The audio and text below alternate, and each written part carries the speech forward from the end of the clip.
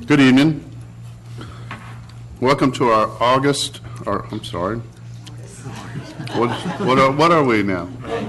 May 11th, 2015 work session. Work sessions are a more informal setting to update the council on business items. No votes will be taken on any items tonight, in the work session items. Tonight we have 5 items on our agenda. Public comment is allowed that is germane to an agenda item. If you wish to speak, you are required to fill out a public comment card and turn it in to the city clerk. Public comment will be allowed for a total of 10 minutes per agenda item and no more than 2 minutes per person. Public comment will be heard at the beginning of each item, and once the item is called, no other public cards will be accepted. Do you have any public comment, City? We do not, sir. Okay. So if you will please call the first item. First item is demonstration of the Lucas II CPR device, and Chief Bob Edgar. Good evening, Mayor and Council. We're back here tonight as a request from Council to demonstrate our Lucas II CPR device. We've got the crew here. I've got Captain Patterson and Tyson Blake. And what we're going to do is just show you how this piece of equipment works. It's just another tool in our toolbox to perform CPR, but this thing does perfect CPR. And just to give you a little point of reference, last year, 2014, we had 15 cardiac arrests. This year alone, we've already had 7. And we had one yesterday in a neighborhood down the street where our crews had responded, got on scene quickly. We were able to defibrillate a patient that was already in cardiac arrest. CPR was being performed at home by a bystander, a family member. And our crews got on scene, defibrillated the patient, intubated the patient, gave 1 line of drugs, and the patient had a pulse and respirations on the way to the hospital. So another field save just yesterday by our crews. They were able to move quickly on that particular call, so the Lucas device was not necessary. But what they're going to do here, and I'll let Captain Patterson kind of walk through the steps of what they would do when they encounter a patient that's not breathing or does not have a pulse. Okay, folks. I'm going to try to speak loudly so I don't need a microphone. Basically, when we come in, we're going to find our patient lying in bed, lying on the floor. And very quickly, we're going to get them onto a hard surface. And we're going to open their airways. We're going to look, listen, and feel for about 10 seconds to see if they have a pulse or they're breathing. And at that point, if they're not, we're going to go ahead and start resuscitation and CPR. Within 30 seconds of us bringing this Lucas out, we can have it on the patient and go. And real quick, we'll show you that.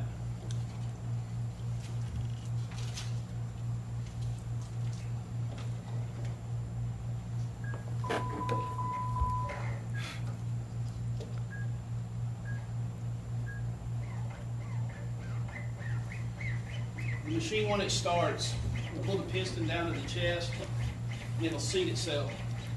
This machine is calibrated to press the chest to the depth of about 2 inches, about 100 beats per minute. That's what you need for perfusion to your brain.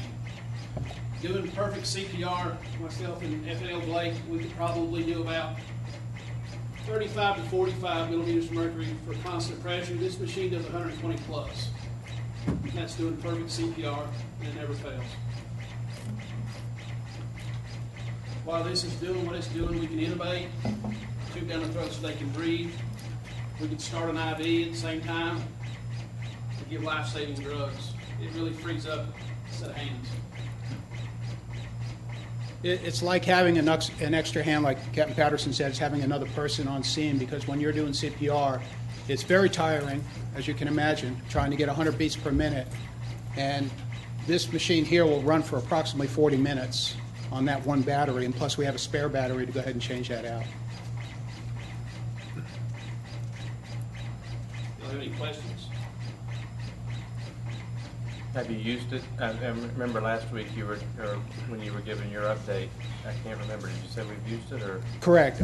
2 weeks after we placed this on Rescue 42, our rescue unit. 2 weeks after we placed that in service, we used it on a cardiac arrest, and that patient has now left the hospital and gone home. He was in full cardiac arrest, no pulse, no respirations. And this device here, I think, had a significant impact on that outcome. You said it does 100 strokes a minute? Yeah, it's programmed to do at least 100 beats a minute. And how many can you do by hand if you can't do 100 beats Well, a I can minute? do 100 per minute, But not for very long. Not for 40 minutes. Yeah. After 20 plus years in this business, you can still do it, but you're going to tire out. They're not going to be as effective. You're going to have the depth or the rate. But this machine, as you see, since we've been talking here, it's probably given 200. Uh-huh. So how long would you administer it, Chief? I'm sure you come across a point of no return on some patients. Well, what we'll do is we'll pause at some point and reassess the patient to see if the patient has regained a pulse. At some point, we may want to defibrillate the patient and do an electrical shock if it's in the proper rhythm to do that. So we'll reassess as we're going, as we're rolling to the hospital, though. And we'll go right into the ER with this machine going if the patient still requires CPR. And even the hospitals will ask us to leave it on, so they don't have to take one of their hospital staff to continue CPR, because it does such a good job, and they can do other things while that's still being done. Will it crack the sternum on the first couple? It's possible, depending on the age of the patient and their bone density and all of that. That is possible, yes. But also doing manual CPR, you also have those same possibilities, as well as just imagine if you were outside today, somebody cutting their grass had a heart attack and you went down and did CPR. We were doing the same thing, but now you're sweating, they're sweating, your hand slips, now you're pushing on the side of a rib, so you have the potential of causing other injuries. Here, this thing will not move. It's all strapped to the patient, so it's constantly pushing in the proper location. Okay. I got a couple questions. First, what age patient can you use it with? It's more about size. Don, what's the minimum? At around 10, unless it's a very large child. Okay. Basically, if somebody can fit under this, it'll do compressions from average size to the very obese. And anybody that we could not physically fit this machine around, we'll do manual traditional CPR. And do we just have the one, or do we have one at each station? No, we have the one on our rescue unit. This was the first one that we had purchased. Our goal there would to have one on every unit. And how much do they run? This one here is $13,000. And how long would we expect something like this to last? 10 years? I mean, think it's a life if it expectancy. saves one life, it's worth $13,000. So. Yes, ma'am. And Roswell, the city of Roswell has one on every one of their fire apparatus. So it's the first piece of equipment that goes in with the personnel when they go into a home or to a medical call like that. Does the compression depth adjust? You said 2 inches, but it looks like that's going like 4 or 5. It does. We can change that based on American Heart Association protocol. As you know, every few years they'll change the protocol where they're saying you do 15 compressions, 2 breaths. Now they say you're doing 30 compressions, 2 breaths. They're saying push 1 inch to 1.5 inches. Now they're saying push 2 inches. So, It's fully programmable. yeah, we can adjust it as those changes are made. And you can adjust the force as which it goes down to? It's not going to adjust the force. It's metered out to go to that depth of about 2 inches, and that's not going to change. It's just the amount of pumps in a minute is going to change. So the speed at which the pumps go forward is more important than the pressure. When I was 13, I did it once. I had one of those machines, and you can measure your pressure and your lung capacity, and I would have crushed his chest and blown out his lungs at that time. So I didn't know how powerful that thing would be for a patient that would be older or whatever, how that would work. So It's very effective in that it can outdo a person about, it's 3 times 2 to 1. If I can maintain 40 millimeters of mercury, this thing's doing 120 plus. It's very, very, very effective. Because if you stop compressions less than 10 seconds, you lose all that perfusion to the brain, and it's going to take you another 1.5 to 2 minutes to restore that perfusion. right. Now, if you were to do the electric pulse on it as well, would you have to take them off of that to do that? With this machine, we can go ahead and put our pads on, Okay, and while it's working, we can hit pause, and we can defibrillate and go right back into compressions. gotcha. And all the defibrillation today is all hands-free, where years ago you would see them holding the paddles. Now we just put the pads on just like an AED and plug it into the defibrillator. Fascinating. It has to be a hard surface, just why? That gives you something to compress against. Gotcha. You need something rigid, because your spine is flexible, it's going to give, but if you're on some board or the floor or something, it gives you something to recoil against. Gotcha. And that's why they always tell you to take your patient, if they're on a bed, to put them on the floor, not to leave them on the bed, because you're just pushing into the springs of the bed, and you're not really effective in what you're doing. Makes sense. Anybody But else? you offer, I think you mentioned before, you do offer CPR classes to the public once a month, is that right? Yes, CPR Saturdays. Okay, and that's not every Saturday, but It's the first Saturday of the month. first Saturday of the month, and the next one, of course, would be coming up. Coming Okay. up. Where do you have them? Station 43. Okay, I need to remember that. I do too. What time do they start? 10? 10. All right. Okay. Cool. Thank you. Very good. Well, good deal. You know, it's amazing technology, but also just what you guys do and experience and learn, and it's we're just grateful that the lives that you have saved and will save. So we appreciate everything you guys are doing. Always. As to the point about how much that was, you know, the $13,000 is nothing compared to hopefully what that will help you guys do. So, but we do realize that it's you, the person behind that's making the difference. So thank you, Chief, and all your staff. Thank you. Thank you for your support. All right, Sudi, do we have any public comment on the next agenda item? We do not, sir. All right, if you would please call it. Next item is presentation regarding Georgia 400 McGinnis Ferry interchange, and that's going to be Mr. Carter Lucas. Good evening, Mayor and Council. As you've been aware, over the past number of years, Forsyth County has been working towards the development of an interchange here at McGinnis and Georgia 400. Tonight, the representatives from Moreland Altabelli are here to give you a presentation on where they are with in this process right now. Tonight, we have Buddy Gratton and Ellen Manchie here from Moreland Altabelli, and Tim Allen is here from Forsyth County too. So they'll run through the project with you, and have any questions, I'm sure they'll be pleased to answer them for you. Also, at your desk, you have a couple of handouts that they provided tonight that they'll work through during the presentation. So with that, I'm going to turn it over to Ellen Manchie to work through the exhibits. And if you'll flip your screens up, they have a map that he'll be speaking from also.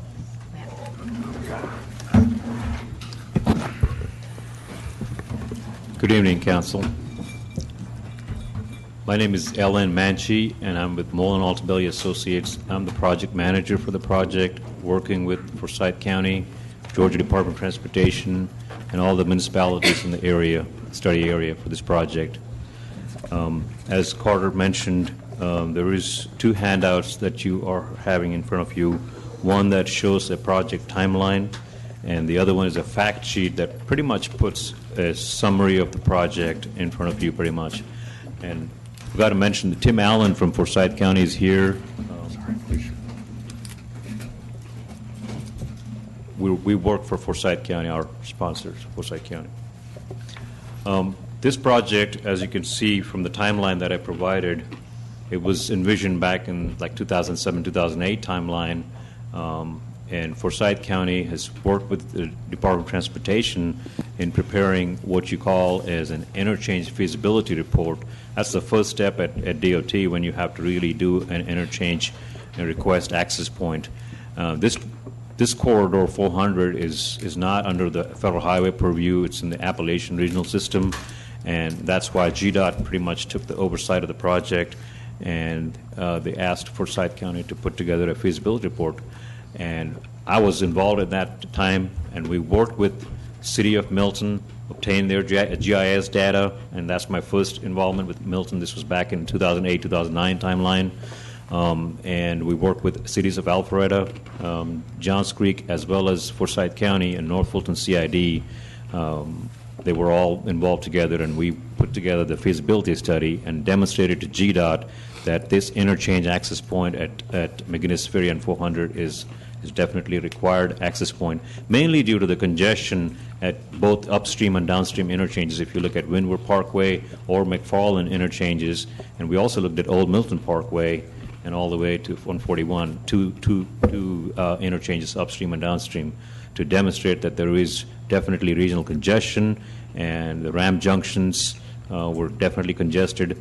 We look at 20 years down the line in the future, and we were able to demonstrate that definitely putting an access point at McGinnis Ferry, and we decided to have a full diamond interchange. We looked at other options too, but full diamond interchange was definitely the best alternate that we looked at. Once the IFR was approved in March 2010, there was a next step that had to be undertaken, and there was actually a year of downtime, which no work was done really. The IJR is actually an interchange justification report. That is, in fact, a federal highway process that GDOT undertakes, and you undertake a detailed analysis of the entire mainline 400, as well as looking at the intersections, ramp junctions again, and the mainline analysis. We had to build models like coursing model, simulation model, and demonstrate to GDOT how the traffic would be operating in the future. That report was approved, as you can see, in February 2013. Subsequent to the IJR approval, again, Forsyth County and North Fulton CID partnered up together. They have an agreement in place, and as a matter of fact, North Fulton CID is funding some of the preliminary engineering money right now, and we actually embarked on a concept report preparation, which is the first step in the Georgia Department of Transportation plan development process. And with the concept report, we had worked with several entities, again, North Fulton CID and as well as Forsyth County, DOT. We had a concept team meeting set up at the District 1 offices. We invited all the utility companies, pretty much representing the study area. Everybody was there. We took input from several parties, and finally addressed all the comments to get GDOT approval in November 2014. And ever since then, we are currently underway through a preliminary engineering phase, which is basically where we do the survey work. We're putting together a database right now, and I manage our environmental group at Mullen Altobelli. We are doing preliminary, surveys right now for all the environmental studies. So, as you can see in the projected milestone dates, there is going to be a public information open house, which is required as part of an environmental document. And tentatively, it's scheduled for around October. It'll be plus or minus a month around this year. And that's the time for public from this area, study area, to come in and comment on the study, on the project itself. And we'll take all that information into consideration and document it in the environmental document. As you can see, the environmental approval, which at this time we expect it to be an environmental assessment, is scheduled for December 2016. It's an important project for DOT, important project for Forsyth and all the communities surrounding the study area. We intend to deliver an environmental approved document in December 2016, which is a year and a half from now, 18 months from now. The right-of-way acquisition is about 21 parcels. That's going to be completed by February 2018. And the construction let authorization date at this time with GDOT is asking us to work with is in May 2018, which is still in the fiscal year of 19. And we expect it to be 24 months roughly for construction. So this project will be open in 2020. With that, I'm also going to go over the fact sheet real quick. As you can see, there's a display in front of you there. It shows 400. We're going to have an auxiliary lane in both directions, northbound and southbound, all the way from Windward Parkway to McFarland, as well as the new ramps. The bridge will be widened, basically, at McGinnis Ferry. In addition to that, we have to justify a logical termini, which is something that a federal highway always looks for in an environmental document. So we looked at the traffic analysis, and we counted traffic back in 2013, and then we projected for an opening year of 2020, and then for 20 years down, design year 2040. When we did all the analysis, we showed our logical termini on the east to be near Ronald Reagan Boulevard, Union Hill area, and on to the west at Bethany Bend was our kind of project limits. in terms of justifying. We did analyze the future conditions, level of service with Bethany Bend and McGinnis Ferry Road intersection as a signalized intersection. I understand there is development that's going to be proposed there at that intersection, and when we analyzed it as a signalized intersection, it turned out to be a level of service B, which anything better than level of service D is an acceptable level of service. And there is a traffic drop-off, almost 30 to 40% traffic drop-off, because majority of the traffic is going to be turning on to Bethany Bend. And when we analyzed the intersection of that Bethany Bend, Morris Road, McGinnis Ferry Road, it turned out to be a level of service B. So we were able to demonstrate the logical termini as that intersection to the west. It's basically McGinnis Ferry is going to be widened from 2 to 4 lanes all the way from Bethany Bend through the interchange, but on the east side of the interchange it'll be widened to 6 lanes with some spot improvements at the intersection of Ronald Reagan Parkway there. This project is primarily justified from it's intended to reduce the severity of the crashes. There is crashes along 400 and as well as on McGinnis Ferry. Anytime you look at crash history, we look at 3-year, 5-year, and 10-year history. It definitely needed to be looked at as an intersection and as an interchange project. And also from an economic development point of view, Forsyth County has plans to do some retail development on the north east quadrant with Taubman involved in that. When you look at traffic intersection, basically traffic analysis and everything, this was definitely a justified interchange, as you can see from a feasibility report as well as the justification report work that was undertaken over a 4-5 year period. From a traffic point of view, as you can see in the fact sheet that we documented, the opening year traffic on McGinnis Ferry Road for 2020 will be around 38,000 vehicles per day, and we fully think that the level of services that were analyzed from Tidwell all the way to Ronald Reagan Boulevard, if there's no improvements done along this stretch of McGinnis Ferry, it will be operating at level of service F. But with the improvements that we're proposing at the intersections as well as widening of McGinnis Ferry, would be operating at level of service D, which was definitely the intended improvements. There are some bridges that we're looking at along the roadway. There's Camp Creek, obviously. We're definitely looking at ecology impacts and other resources that we definitely consider as part of the environmental document. The overall project costs is about $43 million, including construction, right-of-way, and utilities. The other exhibit that I wanted to bring to your attention is, I think definitely City of Milton was represented in a meeting that was organized as part of regional connectivity. If you look at it really, I'm going to step away from the mic. Hopefully everybody can hear me. This project that we're talking about today is the one in red, really the 400 improvements, as well as the McGinnis Ferry widening from Morris Road to Ronald Reagan Boulevard. This project in red is what we're talking about today. That's scheduled to open for 2020. As you all know, McGinnis Ferry is already widened 4 lanes across the Chattahoochee River and all the way through Gwinnett. And we worked on that project with Gwinnett County. And Gwinnett County currently is looking at a interchange modification report. They also got some SPLOST funding allocated for some right-of-way acquisition. And this interchange right now, this is a bridge over 85 at this point, but Gwinnett County is keen to have, and we met with Federal Highway and GDOT, and they all support that project, which is going to be basically I would say it would work together with the Lawrenceville Swanee Dam Road and have some on-ramps, in conjunction with that. So this will be if this project is built right here in red. Also, there's discussions underway right now, and I believe Forsyth County already has an agreement with Johns Creek. There's an intergovernmental agreement, and they submitted a template to Alpharetta 2. That's the project in blue, which is the McGinnis Ferry Surface Street Road Widening Project from 2 lanes to 4 lanes, all the way from Ronald Reagan to Sergeant Road.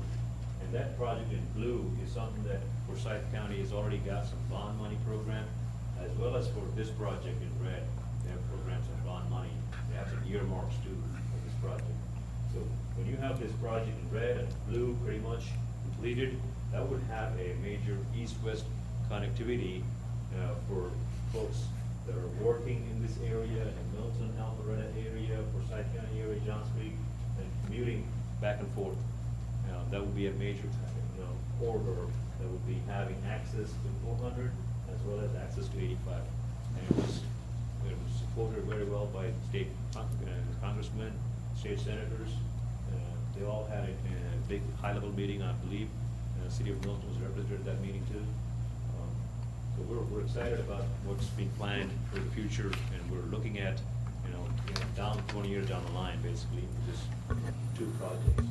So today's project is mainly the interchange project. With that, I'll just open up for questions. Just a question, have you guys presented to, say, Johns Creek and Alpharetta at a meeting yet on some of these updates? As far as the street widening project, we all had a meeting, and then Forsyth County is in conversations. Like I said, there is an intergovernmental agreement already executed, and as a matter of fact, Johns Creek is paying a portion towards that road widening project for preliminary engineering. I believe 25% is what their contribution is, and Forsyth County is going to be contributing to that project. As far as the interchange project, we had, like I said, concept team meeting, as well as GDOT has started these monthly status meetings, I would say. They're done by conference calls as well as in-person meetings. We did have 2 meetings so far on this project. Carter Lucas attended those meetings. But our goal is to reach out to everybody and make sure, in the last meeting, for example, everybody wanted to know that the cities as well as the counties that are involved in this project are well aware, and that's one of the reasons why I'm here today, to inform you all about this project. So when we go to the public, that they're very well informed, and there's not going to be any major surprises from a public point of view. Okay. I think, is Rick, are you trying to? By the way, GDOT project manager Davida White is here. Thank you. She just came in a few minutes ago. Yes. Thank you. Just one quick question. Sure.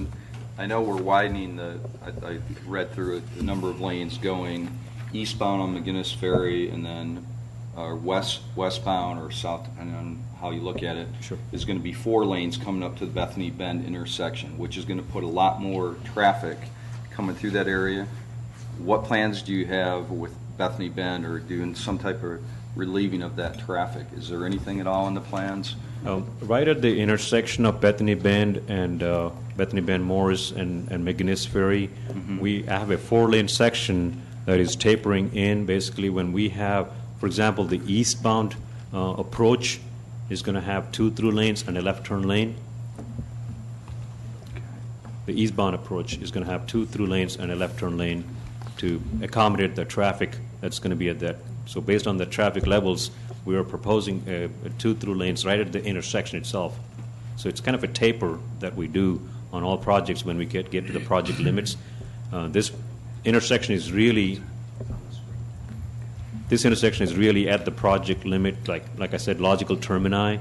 The terminus on the west side is really at the Bethany Bend Morris Road intersection, and we do taper, so we don't really dump the 4 lanes right onto your 2-lane section. We do spot improvement right there at the intersection for 2 through lanes eastbound.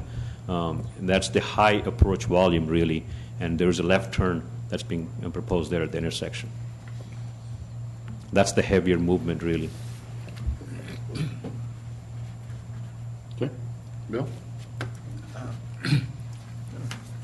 Got several questions here. I believe there's a 3rd project involved, and I'm not sure if it's in your fact sheet here or not.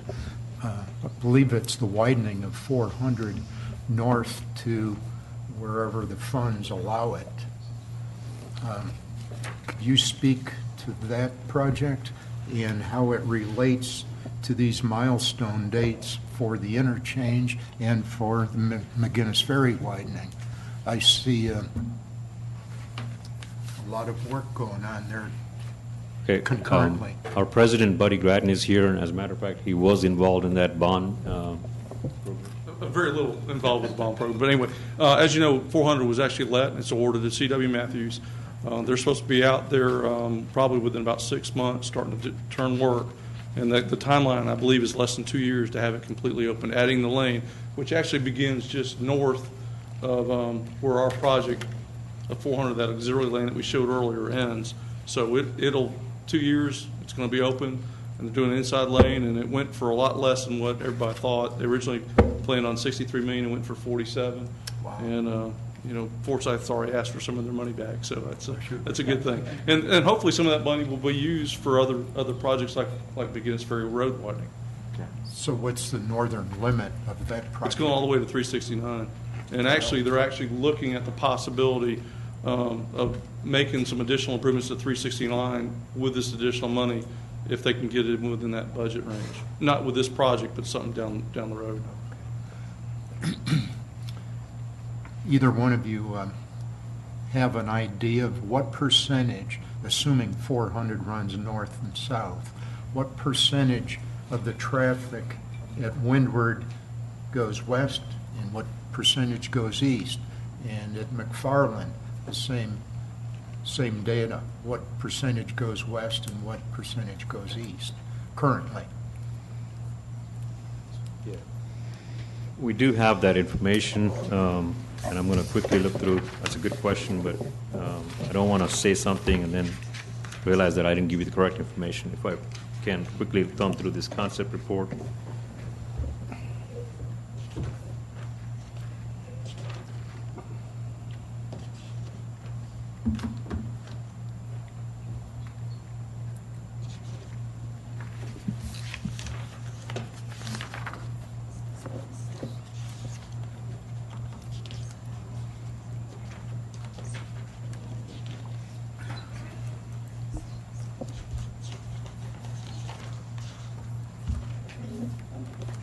Talking about in an average day, right? Not necessarily in the peak hour. Okay.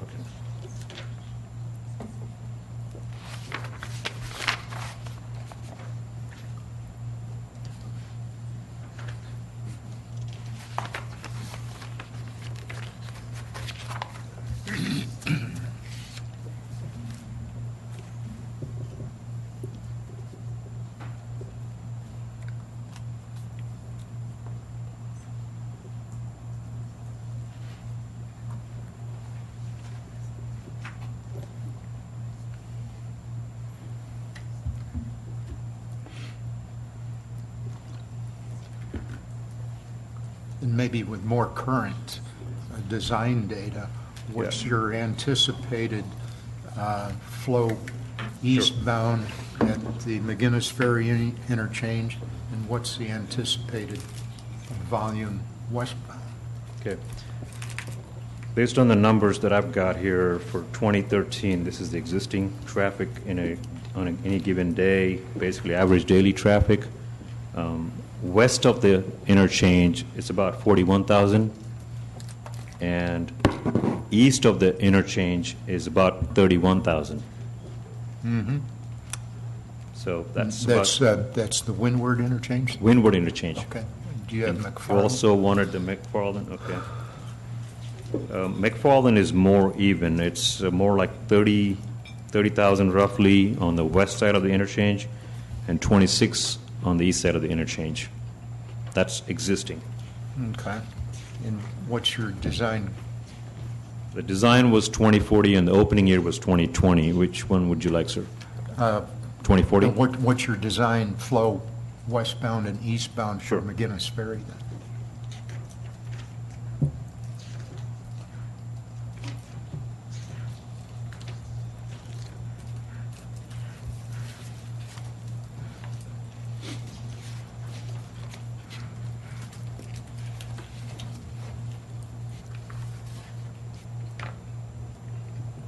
Our design numbers are Windward Parkway is around 52,000 west of the interchange. Mm-hmm.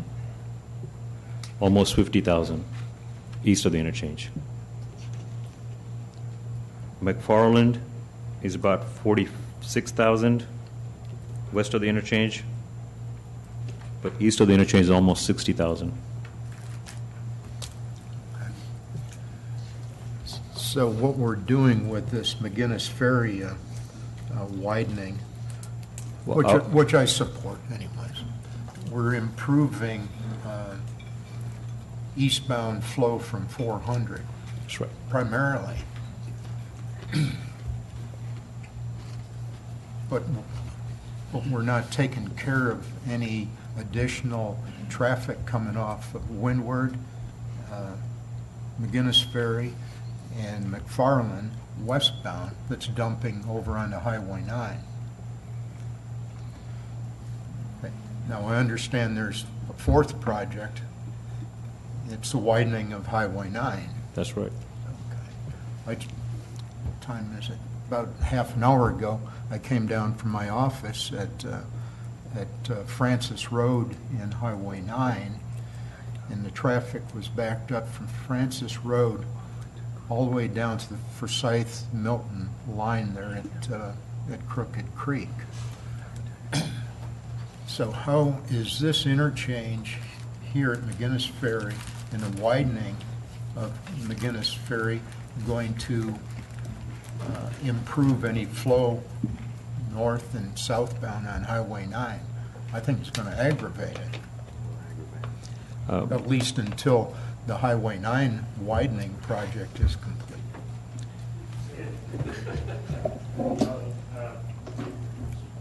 I don't think he's familiar with all of our projects, so let me jump in. I know what you're driving at. And Mr. Allen, do you mind, just for the Yes. record, just stating your name? I'm sorry. My name's Tim Allen. I'm the Assistant Director of Engineering.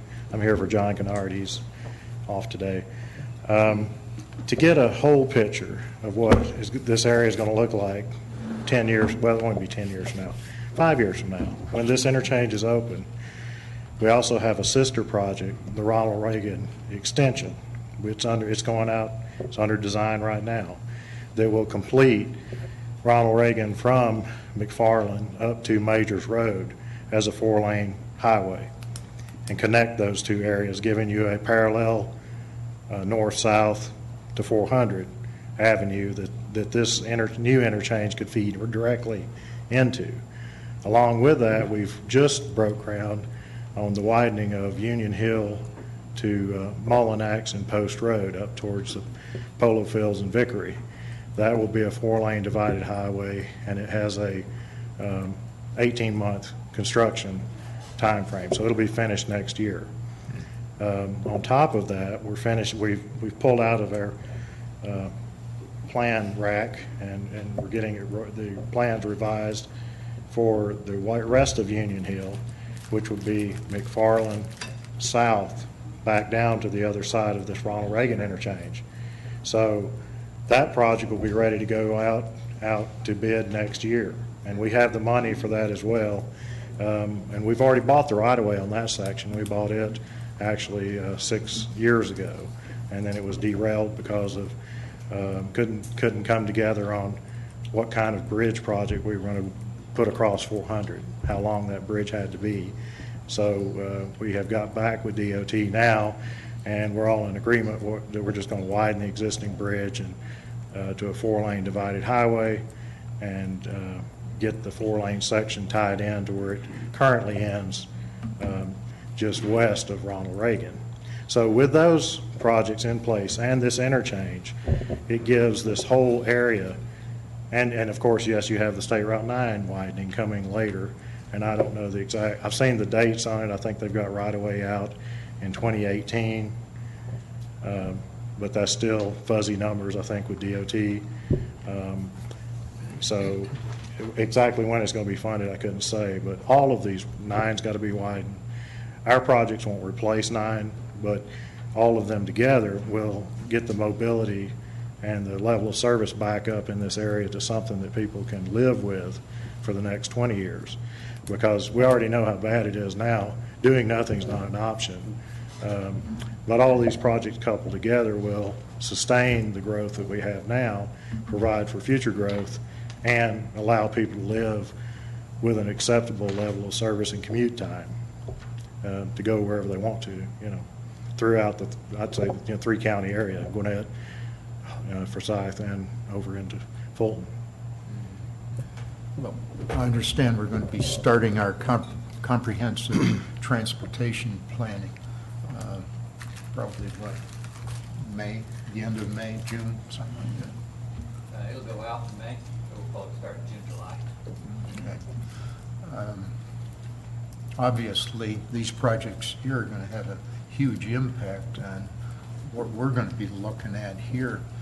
And I think the western terminus of the McGinnis Ferry interchange here is going to be a very crucial part here to try to coordinate with that interchange. And I can see a lot of, obviously, there's going to be, according to your statement, a lot of traffic dumping off of that interchange into two-lane roads here. Bethany Bend and, of course, Morris Road will be, is a 4-lane, which will connect the Windward interchange. But is there any possibility that we can get some connectivity off of McGinnis Ferry, Morris Road over to Highway 9 and kind of alleviate some of that additional traffic that's going to be coming off 400 into Milton? I don't know. That's something we'd have to look at. But the project limits for the interchange are pretty set. You can't go too far away from the interchange. But I actually made a mistake of coming down that way this evening, so I was late. I came through Trammell Road or Tidwell over to McGinnis and sat there coming through that signal, through that three-way stop, and then the other four-way stop. If you just had two signals there, you could, which one will be built here recently with that Deer Lake development that's going in. And Forsyth County, they are going to put in a signal there at Bethany Bend and a left turn lane, right turn lane. That will make a dramatic improvement over what's there today. But, yes, you're going to have more people coming maybe up from Windward to get off up here. It depends on how bad the traffic is on 400 as to whether they'll still get off at Windward and come around Milton from the Windward Parkway, or, if traffic's flowing well on 400, they may come up to this interchange to get off. But the point is, they would at least have, alternate choices. So everybody doesn't have to get off at, like now, I think most people are forced to get off at Windward and come around that way. Though in the future, this would give you bi-directional flows into Milton, where you really don't get that benefit right now as much. Was there any consideration in widening Strickland Road between Bethany and 9? We will model that we're updating our transportation plan next year, and it currently doesn't have this interchange modeled. So as that goes into it, traffic patterns are going to change. It'll change the modeling. So if it comes, to fruition to us that's something that needs to be done, we'll certainly put it in our plan. But it hasn't been modeled yet. But there is a school also. I don't know if you know her, but there's a Forsyth County middle school going in up on Strickland at 9. And then there's one going in off of Jones Road over to 9. There's an elementary and a middle school going in over there that's going to split the district up down here, because now everybody's having to go that'll help the congestion on 9, because then you won't have to go up to Post Road at 9. Everybody's having to go, a long way from the south end of the county to get to the schools. So these schools will be online in the next, I think it's 3 or 4 years. And there's also a high school proposed on Union Hill, Mullinax, just past Union Hill. The school's already bought the property to the right of, just as you pass Fowler Road, you go down a little drop. It's over to the big tract of land they purchased that connects back over to Fowler. That'll be the new high school in this area for Forsyth County. So I think, with that coming too, that changes all the traffic modeling again, because it changes your flows and the AM, PM peaks. So we're going to have to do a lot of updating next year ourselves. A lot of moving parts. Yes, yes. Thank you. Thank you. Thank you, Tim. Thank you. More questions? Any other questions? Rick? Nope. Well, thank you guys for being here and updating us on this. We appreciate everything. Thank you for giving us the opportunity here. Carter, do you have anything you want to add? I was just going to add, if anything comes up or any questions come up from council, please feel free to pass them on to me, and I'll bring them up at our monthly coordination meeting. Okay. Thank you. Okay, thank you. All right. Have a good night. Appreciate everything. Okay, City, if you'll call our next item. Next item is discussion of RZ 15-10 to amend Article 7, Division 6, Section 64-1141, single-family uses as it relates to lot coverage. Ms. Robin McDonald. I assume we don't have any. We do not, sir. Good evening. This item came about based on some discussions at a previous text amendment regarding lot coverage. And you all had requested that staff initiate this text amendment to provide limited flexibility to the current maximum of 20% lot coverage for single-family residences within the rural Milton overlay. Staff originally proposed a text amendment that allowed the Community Development Director to grant an administrative variance up to 5% in addition to the 20% lot coverage maximum.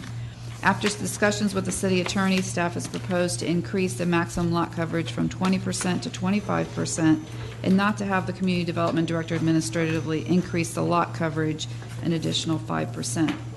Staff also proposed to include only AG1, R1, R2, and CUP zoning districts within the Rural Overlay District and exclude properties within the Birmingham Overlay District except properties zoned AG1. And I do have, it's in your iPad, but I do have hard copies of the proposed text amendment if you'd like to look at that. At the April 22nd, 2015 Planning Commission meeting, the Planning Commission voted unanimously 6-0 to deny the proposed text amendment based on their opinion that the current 20% lot coverage remain. The Planning Commission stated that this amendment is targeted for only a few situations and property owners should build the appropriate sized house on the associated lot.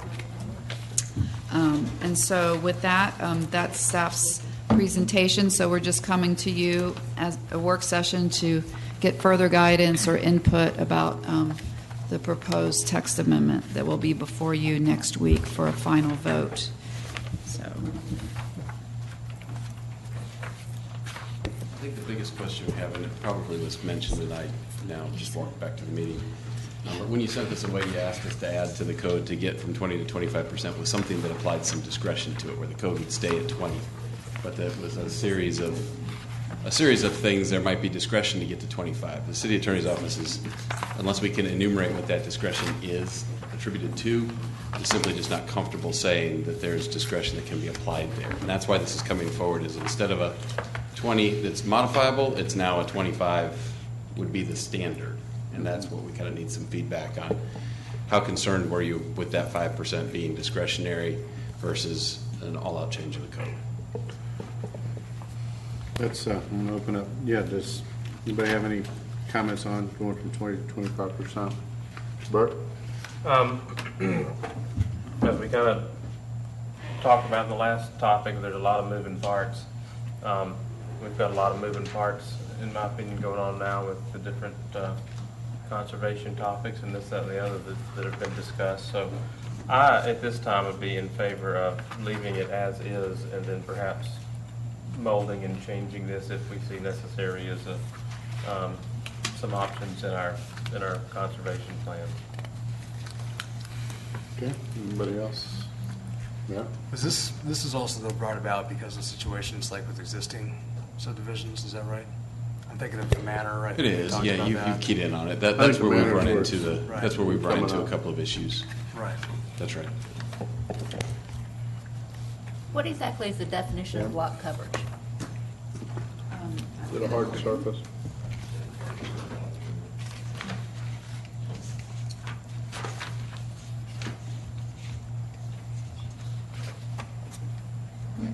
So we did do some amendments to it, so I'm not sure if this has the latest version. But it says, lot coverage means the percentage of impervious surfaces located on a lot in comparison to the total lot area, calculated by dividing impervious surface area by total lot area. For purposes of calculating lot coverage, impervious surfaces shall include the following. And a couple months ago, you all did a text amendment to get rid of a couple of things. And actually, I'm sorry, that's for later on. But the lot coverage includes the footprint of the main building regardless of size, the total footprints of any accessory buildings larger than 150 square feet, swimming pools, hot tubs, and associated decks, and parking pads and driveways. For purposes of calculating lot coverage, total lot area shall be the area of the lot reduced by the area of the following that is located within the boundaries of the lot. And it's right now it's only streets, and it used to be lakes and golf courses, but now it was reduced just to streets to be taken out of the calculation if it is included.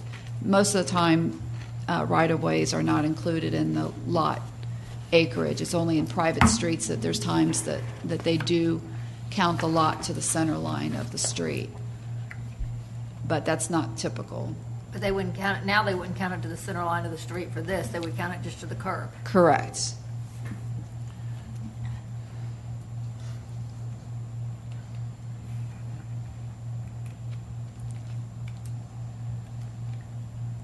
So on a 1 acre lot, you'd have roughly 9,000 square feet that you could have be impervious, correct? Yeah, I guess we need to calculate or approximate. I think it's around 8,000 to 9,000 square feet.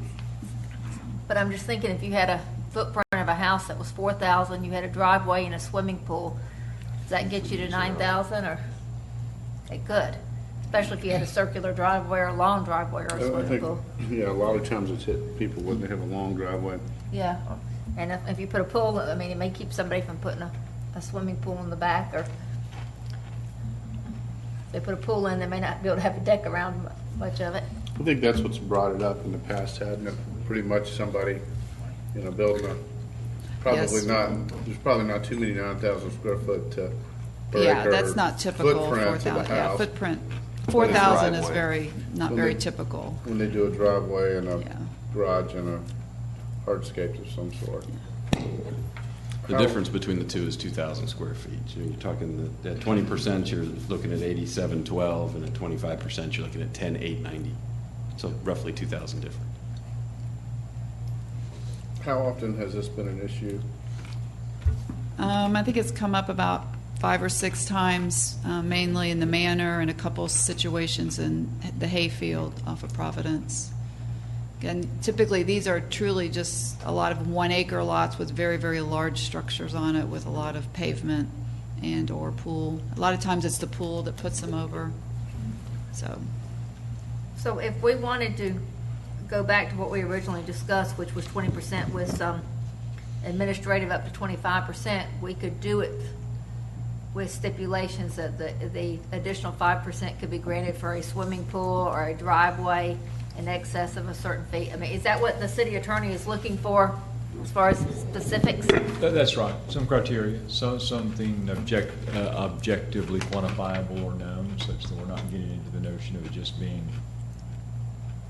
arbitrary, what the criteria are. Okay, Bill? So the basis of this whole issue is dealing with stormwater management. I mean, I think the intent was to try to reduce the amount of runoff and, water quality in a development, so. Well, can't this issue be addressed by proper design of the stormwater detention facilities? Well, and I think also, Chris just pointed out, I think the intent was to keep as much canopy or green space as well. So I think that was probably a combination of reasoning. And I can't really speak to the hydrology part of it, but The intent was to be as green as possible, and I think that was the planning commissioner's opinion as well, is that they wanted to keep as much green as possible. Well, I think so many of these developments, there's not much green left after they do develop them.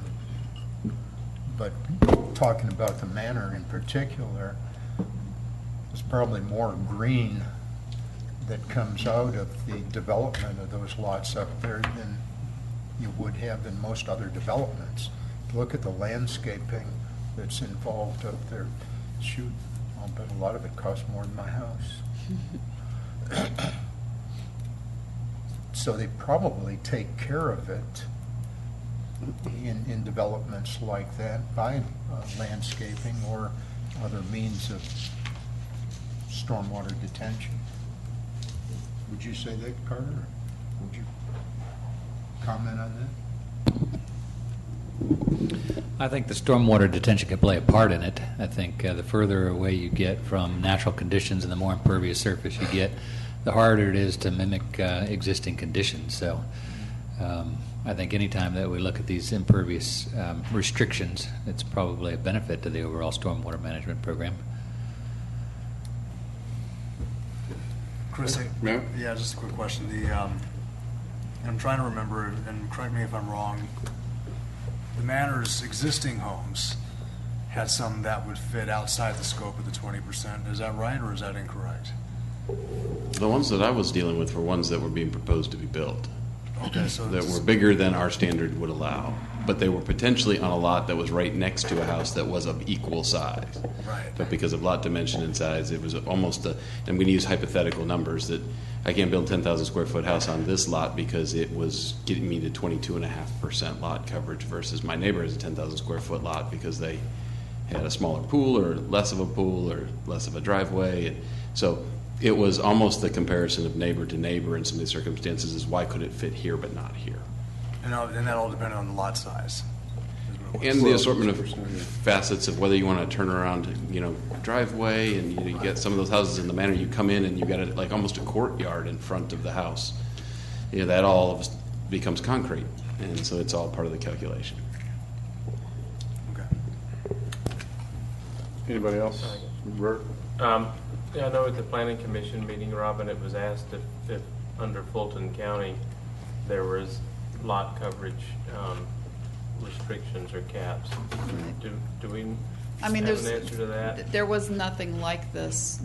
There's a general, I believe, a 50% lot coverage. Something's very large in general, but there's nothing as specific and it's not something as to small. compare It's apples nothing. to apples. Yeah, it's not apples to apples. Okay, thank you. Bottom line, we've mentioned the manor, and I'm all for not just manor, but anybody, I hate for the government to tell people what to do on their private property when they're spending X number of dollars on their home, but, the reality is this isn't just about one neighborhood. If we blanket, raise this percentage, it's across the board, and I think we've discussed stormwater and all, but I think that the real issue is tree coverage or green space. So I do think we need to look at it pretty hard if we were considering making a change, because it is talk about conservation and all. It is basically it's another 5% per acre of disturbed land or permanently disturbed land with runoff. So again, I think, Ken, your office, your issue is it's too ambiguous to say it's 20%, but within there's purview that it can be 25. I think Karen's point, she's talked about if you had a specific reason it could go up, but then staff could have a little leg room. I'm open for discussion, but not really sure what the best way to do that is. Karen? Is there a way that under certain circumstances, whether it be, for driveway or area or courtyard area or swimming pool, that you could go up to the 25%, but do some kind of tree recompense on the property as part of that? I can answer the threshold question. The threshold question is yes. I mean, the council is going to have a tremendous amount of discretion in setting this. Now, whether from an administrative feasibility standpoint, I guess we would have to just run some numbers and figure out something that made sense if the council has any interest at all in doing it. But could you require some additional tree recompense as part of by allowing the additional 5%, you require a certain number of additional trees or something? Again, legally, yes. Legally, yes, okay. I guess practically, though, the only thing I would jumps out to me, and I haven't thought about it, studied it, but if you're going to allow more land to be disturbed as impervious surface, you've got less land to recompense on. Yep. So you're going to, I don't know if that's an inverse relationship or not. I think maybe, Karen, what I heard you say, and maybe I don't know, maybe this is something that might work, is when Robin read the definition of lot coverage, and when she read the definition of what impervious was, I wrote it down to be basically four different categories. The footprint of the main structure is one category, the footprint of the accessory structure is one thing, the parking pad and any associated driveway is one thing, and the pools, decks, and hot tubs and associated those types of things is one thing. So almost four different categories of use on a property. It sounds to me as though you would be interested, or at least you're discussing, that the footprint of the main and accessory structure must be 20% or less. And to the extent that there's an increase above 20%, it would either have to be in the parking pad, driveway, pools, decks, hot tubs, those other categories other than the structures themselves. Is that? So whatever, like for example, if there's a main house and a pool house, you would want those as a total of square footage between the two to not be more than 20. Probably less than that. But Well, sure. Yeah. Right. But you definitely don't want the house to cover, and the pool house to cover more than the 20%. But because my thought is if you've got a really long driveway and you try to put a pool in the backyard, that's when you really could be getting into trouble. But the longer the driveway, the bigger the lot's going to be too. Unless it's a thin lot. So, I mean, I think it's a function in my mind of if you say it's okay for pools, then they'll make the house as big as possible, and then it's always going to be locked in there for pools. So, I think reality is no matter how we carve it, it's still going to be, even if we worded it different, it's still going to be more non-pervious area. So that's the big question, which I don't know that I'm really hearing a clear direction on that from Council Bill. Well, there's a way of making impervious areas into pervious areas. Mm-hmm. We're doing it over at the library right now with one of the entrances in the parking lot over there is making it permeable surface. That could be an option. Yeah. And we have suggested, when people are like 2 or 3% off, staff has suggested to the builder or to the owner that, hey, there are some materials that we don't have any exact it has to be 50% permeable. It's very open. So we have suggested in different situations to do those types of materials, and sometimes they just don't want to do it either. They want what they want, and sometimes they do. So we have actually come, to situations where they want to have their regular impervious surface, and other times they're willing to be flexible. So. But I guess to Bill's point, there is that could be an option that might be splitting hairs a little bit, but it would be a disturbed area and all that. But as far as water runoff, and it could be permeable. So, again, I'm not hearing a clear direction, but that may be an option that council may want to consider. Where, if you've got the 20%, but if you're going over, maybe we come up with some kind of formula where you're allowed to go over X number of percent if it's permeable. What if we do this? Because we don't need direction necessarily Right. tonight, because it's got to come forward next week, Right. and even if it's coming forward for the purpose of the council to vote against it, it's got to come back. We could put together we could take a couple of these real world examples and see in kind of that blended model between 20 and 25% if that would have cured the issue that was initially brought to us. I don't know that we're necessarily looking at curing specific issues one at a time, but we could do that to let you know if that if that would have worked. We had somebody that was even creative that thought that if they made their pool drain out of the bottom rather than drain out of the side, that was their purpose. And, yeah, I said, Sure. that's a nice stretch, but no, it doesn't work that way. Well, to Bill's kind of discussion, points is the intent of this for visual aspects or for hydrology? And if it's hydrology, then that's an easy answer, been done for years. If it's for impact of the area impact, that really doesn't, it might meet the letter of the law, but not necessarily the intent of it. And I remember hearing fairly loud and clear when we were having discussions of how nice it would be able to say that even with development, if you had development, even when if a neighborhood came in, that of every acre, if you're preserving 80% of it, that's, even with development occurring, that's still a lot of area that's not developed. Like, I guess that statement's still true at 25% as well. It's still a large area that's not developed.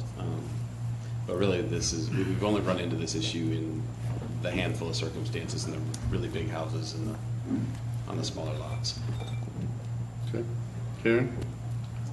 If we're concerned about water runoff, water that goes in a pool is not usually running off unless we're really having a monsoon. So, could you just exclude the actual square footage of the pool itself? Because that water is not running off. That water is actually going into a pool and probably keeping people from having to fill the pool up. It's being detained. It's being detained. It's a natural retention pond. I think A cement pond. I think the original intent, though, with the 20%, and whether, council wants to change that or leave it alone, is really just a disturbed area, so to speak, that's not natural. So, whether it's pool, whether it's deck, whether it's driveway, whether it's house or whatever, that's, that's disturbed area that's not natural. So, I think the intent was more on the development side, and as far as how much of the property is developed versus what's left, either landscaped or natural. So, again, and to Bart's point too, it's not really so much about the hydrology. I think it's more, the intent originally was more about the amount of land disturbed. So, you obviously can make a change, but split the hairs however you want. But to Chris's point, probably won't have an answer tonight. It'll come before us next week. So, be thinking about your thoughts and what you'd want to discuss next week. Bill? Well, looking at this whole section of the code here, Section B calls out stormwater management facilities, and that seems to be the predominant part of this section of the code. So it appeared to me anyways that was the important point of this whole part of the code. So they put more emphasis on this part of the code, which translates into its stormwater management that's the real issue. But I agree that we ought to make every effort possible to conserve as much green space as possible, and 20% is probably something to shoot for. And if there are special cases where there's more impervious structures or elements involved in the development, we probably need to look at pervious materials. Be a little more adamant, I guess, on that part of it. Yeah, we go the BZA. I just have one question from a governmental procedure standpoint. Is there anything that would allow for anything outside that 20% for a subdivision to come before us for a variance on that, to go above the 20% to 25%? Yes, I imagine so, but I just was curious. The Board of Zoning Appeals. You would appeal to the Board of Zoning Appeals. So even if this stays the same as it is, an organization still come through and get that. I think what we've heard though from those few people is that they, Don't they want to go weren't through the process. correct. Well, and I've heard it because I've dealt with So somehow, whenever these end up in the pipeline, I always end up involved at some point.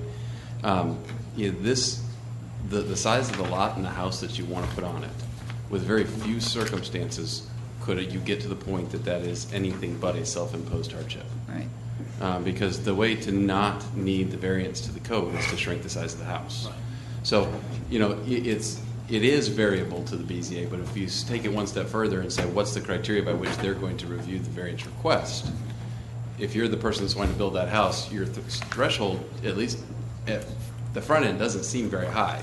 That is, if there's ever a picture of a self-imposed hardship, that's it. Is I wanted to build a too big a house on too small a lot. Building issue. So would this be something that? Yeah.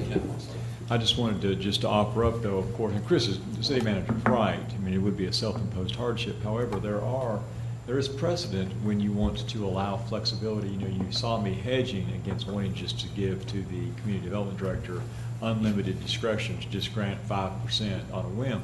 However, if you wanted to designate the BZA to hear that and provide some criteria, I agree with the city manager. It wouldn't be your normal variance criteria, but it could be something like you may be entitled to a variance so long as you can ensure that a tree accommodations are made or stormwater is made. In other words, you could set your own criteria, is my point. I agree it should not be the standard criteria because that will almost never be able to be satisfied, but you could create your own. So could these, obviously if you're dealing with a subdivision, they have multiple homes or lots, would that be able to come before us as a group or do they have to come before us individually? I'm just curious. I believe they'd have to come individually. Okay.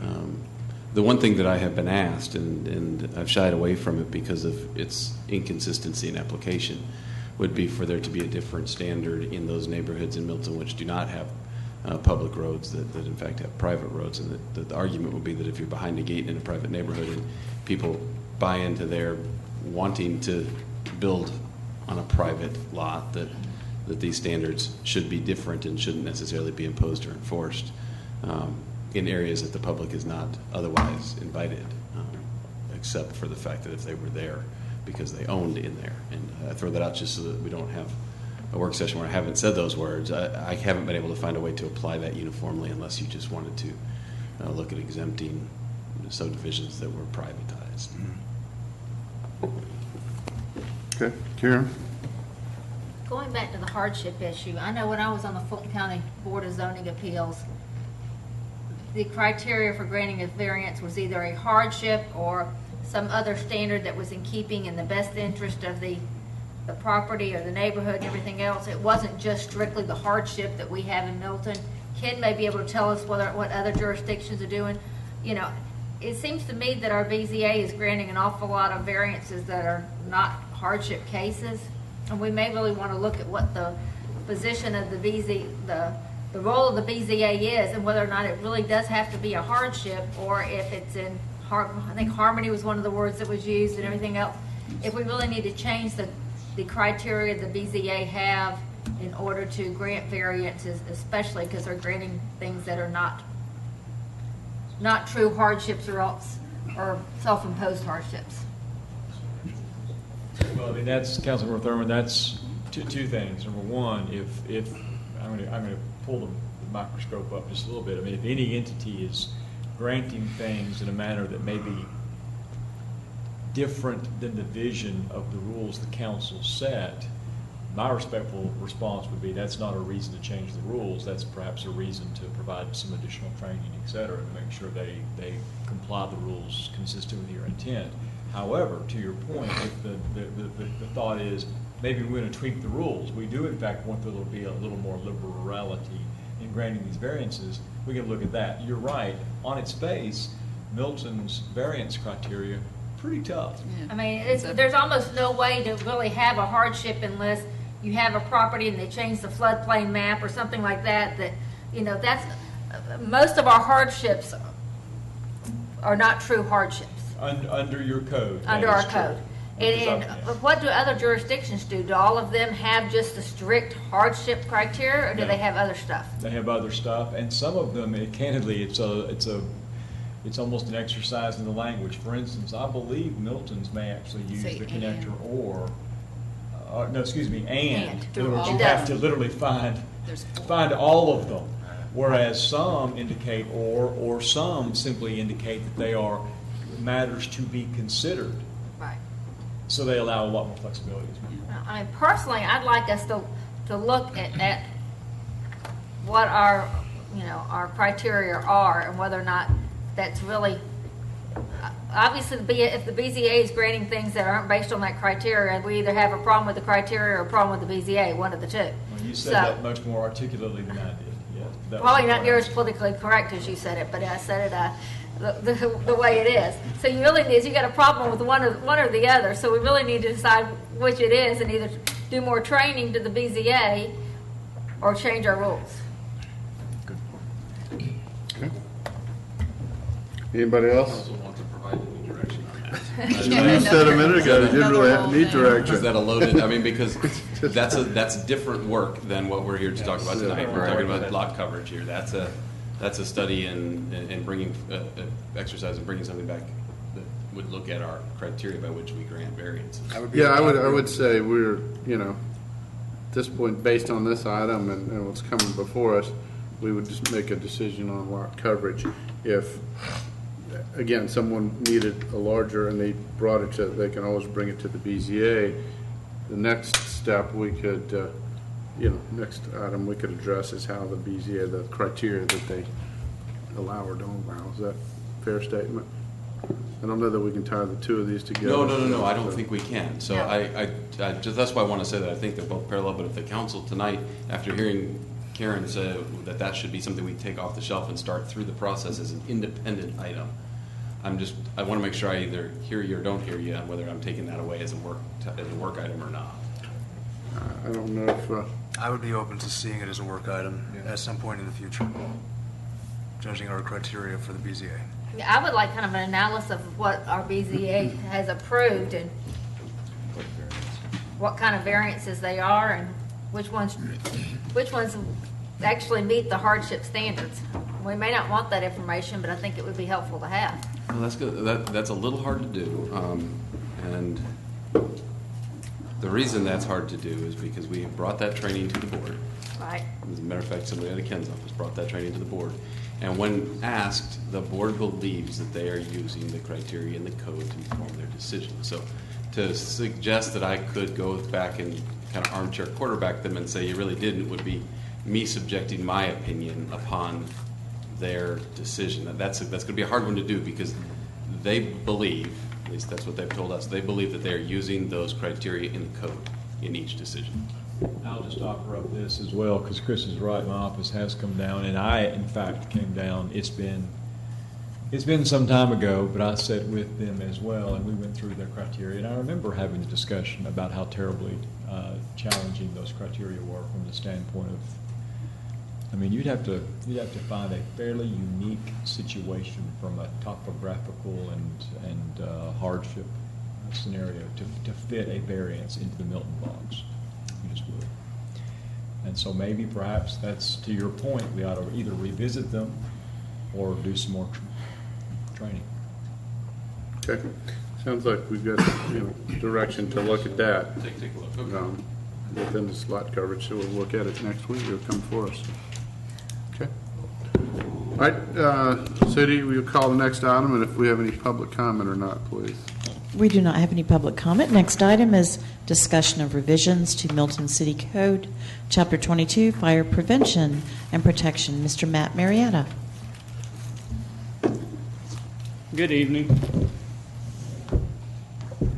Over the past several years that I've been the fire marshal, I've noticed a few changes that need to be made to our current code, and I wanted to run through a few of them. Some of them bear on development and the direction that we're going in the city. Obviously, as the fire marshal, my job is to try to ensure access and safety in the long term. And I'm presenting this to you to get any feedback or comments as we're still kind of working through the process of where we want to go. Some of the changes are structural to the way the code and the department works. One of the things that I changed in it is that the fire marshal is appointed by the fire chief instead of the city manager. The way it's written currently, the city manager has to appoint the fire marshal. And that's not necessarily the practical way that that's handled. I also wanted to add a public education component to the ordinance. Part of that is because that's what we do, is we go out and we teach the public to keep themselves safe as part of the prevention component, stop, drop, and roll, and the inflatable fire safety house and everything that you've seen. But that wasn't anticipated in the fire protection ordinance, that we're going to teach people how not to start fires. So that's kind of a basic concept to add in. The other things are code-specific issues, including language about inspection of tents, outdoor burning, special events, and fireworks, especially seeing as the fireworks laws have changed recently in the state of Georgia. So I wanted to anticipate that in the code as well. Edit the outdoor burning standards to reflect current codes and state regulations, and change the Knox box ordinance to where it's only applicable to commercial structures that have a monitored alarm, sprinkler alarm system, because that's really when we would need to be able to break in without seeing flames shooting through the roof. If there's no alarm, there's no sprinkler system, and nobody's there, then we won't have any reason to get in, short of somebody seeing flames inside the business, at which point they don't care if we break the door down. The other thing that I want to discuss that we've seen some issues with is fire department access lanes.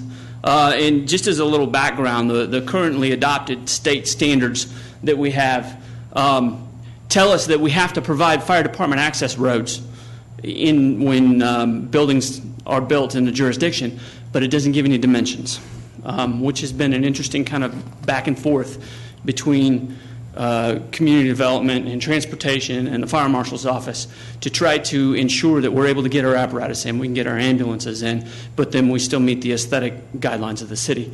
There actually is a code that addresses that, but it's in the appendix of the International Fire Code, and that has to be specifically adopted by reference. We have some language to the effect that Appendix D will be considered, but some of the standards are fairly big, so it hasn't been directly. I haven't brought that forward for direct adoption. But in our business, seconds really count. You saw the Lucas device earlier. On EMS calls, in the case of a cardiac arrest, within 4 to 6 minutes, possible brain damage develops. Within 6 to 10 minutes, you have likely brain damage, and after 10 minutes, brain damage becomes irreversible. The seconds count on an EMS call. In a fire or other emergencies, the benchmark response time nationally is 4 minutes. Our first unit usually arrives within 6. That has to do with station distribution, drive time, and everything. You guys have heard all about the ISO and the way they look at station distribution. Well, this is part of the reason why. Our full alarm arrival is usually within 10 to 15 minutes. Sometimes that's because we're bringing truck 1, which is part of our first full alarm dispatch, all the way from one side of the city over to the other, because we only have one ladder truck right now in the system that kind of expands our response times. In a 2000 NIST study, which is a federal government organization, the National Institute of Standards and Technology, the room of fire origin reached flashover, which is around 1100 degrees, in 3 to 4 minutes. Now, you take that 3 to 4 minutes, if you have an incipient fire growing into a full-blown fire in your house, in 3 to 4 minutes, where everything in the room is on fire at 1100 degrees, and the benchmark response time is 4 minutes, and it's taking us 6 minutes to get there, and then you have to add on top of that the time it takes them to call 911 or the alarm company to turn around and call 911 and get us dispatched. We're getting into some long ranges based on the safety factor involved. So seconds really do count on fire issues as well. You can look this up online. I pulled this as a screenshot.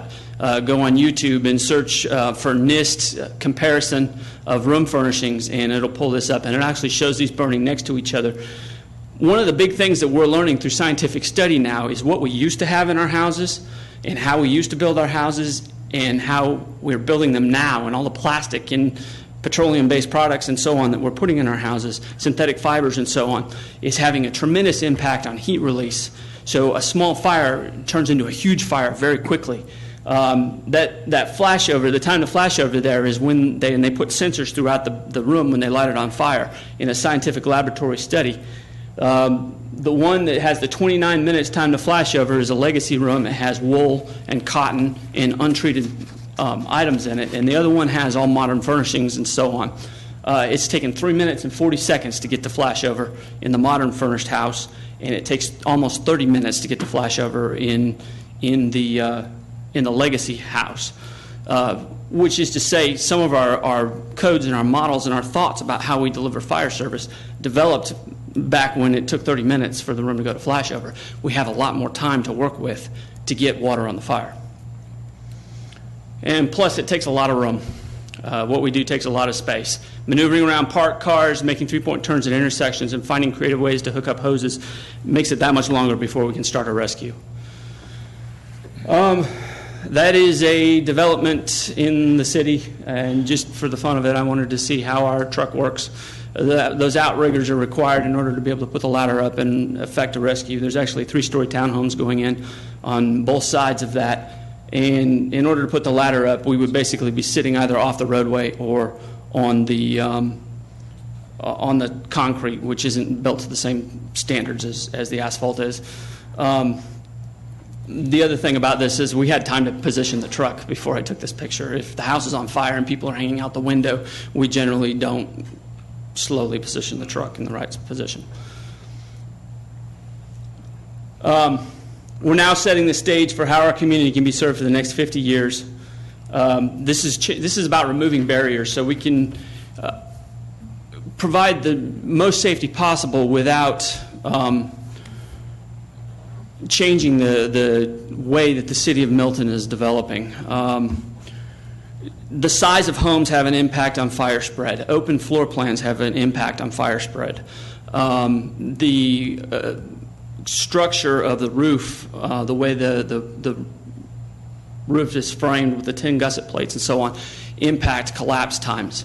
And so anything that we can do to add seconds to our response to get us there quicker helps to combat these issues. Also, we have a state law that prevents us from requiring a fire sprinklers in residential structures. So, you know, that we're kind of dealing with push and pull to create the most safe circumstances possible, but also realizing that there's economic factors and other factors that are pushing back against that, you know, wrap the whole city in bubble wrap kind of a mentality, which I'm the fire marshal and want to wrap the city in bubble wrap. So one of the things that I'm trying to do as a part of this change is look at setting some of those standards from the Appendix D, incorporating them into our ordinance. And this is talking about fire department access roads, which are not driveways leading to 1 and 2 family homes, or 1 or 2 single family homes, but through streets, the kind of streets that the fire department is going to have to drive on to get to the fire, to get to the emergency scene. Roads being a minimum of 26 feet wide where there's no designated on-street parking, anything in between 20 and 26 feet marked as fire lanes, and a road with designated on-street parking can go down to 20 feet. Permitting alleyways, but no structure should be any more than 150 feet from an access road. That's actually in the enforceable code right now. That doesn't necessarily need to be adopted, but I'm trying to be holistic in how I'm treating it. Cul-de-sacs have to have a minimum turning radius of 48 feet. Gates need a minimum of 15 feet width, and corners, radius of the corners should be 35 feet. Another thing that is anticipated in Appendix D that we're looking at is that multifamily residential developments with more than 200 units and 1 and 2 family residential developments with more than 30 dwelling units shall be provided with at least 2 separate fire department access roads. That's not necessarily 2 public roads. That's some other way that the fire department can get in if there's an emergency. We'll see in some of these subdivisions where there's a whole bunch of houses and one way in and one way out, if there's a fire up at the front, and you saw that picture earlier with all the hose leaking out the side of the fire truck, how much room that took. And we start putting 3, 4, 5 apparatus and the ladder up and everything on the back side of that subdivision is inaccessible to the residents. It's inaccessible to an ambulance if there's a medical emergency. It's inaccessible to other fire engines. And the more houses we put on the other side of that blockage, the more likelihood there is that there's going to be a problem down there that we're not going to be able to get to. So that's why that's in the code. There are 2 other appendices that need to be adopted. One is Appendix B, which deals with needed fire flow, how much water you need to be able to put out a fire depending on the size and construction standards to which the building is built. and also Appendix C, which talks about how far away you have to be from a fire hydrant along the road, every 240 feet, every 400 feet, depending on, there's several tables in there. Doesn't have anything to do with roadway width. It just gives us a guideline as to how we distribute hydrants in new construction. And again, like I said earlier, the code does not apply to driveways leading to 1 or 2 single-family homes. And this isn't just an academic exercise on my part. Over the past 8 years, our firefighters have had access and maneuvering problems. We've also had complaints from existing subdivisions. I have one subdivision that wanted me to mandate that they paint all their curbs red and put fire lane signs up every 50 feet. And the reason is because they had an experience where somebody was having a medical emergency farther back into the subdivision, and somebody toward the front was having a Super Bowl party or some kind of thing where they had cars blocked on both sides of the road, and the emergency apparatus couldn't get to the medical emergency. The firefighters actually had to go door to door knocking on the doors in the subdivision to get somebody to come out and move their car so we could get to the medical emergency. I've also received emails from citizens that live in one of our tighter subdivisions that say, please don't, as the city's developing, please don't allow this to continue to happen, because we've had problems with it, and we don't want to see that continue. And just as an example, I went out and took some pictures. The road that this truck is turning onto, not the one it's sitting on now, but the one it's turning onto, just to give you an example of scale, is 24 feet back of curb to back of curb with marked on-street parking spaces. Those cars are parked in the marked on-street parking spaces. That apparatus is starting its turn. And we pretty much had to stop it there, or the poor fire apparatus operator was going to run into the fire chief's car. So in order to facilitate this turn, we had to move the car. And that's how far the truck went in making the turn. Now, mind you, that's 24 feet all the way across. Then, if there's a fire in the building and we have to set up a ladder to rescue somebody, there's our outriggers. And again, we had to move the car from the parking space to even make this work.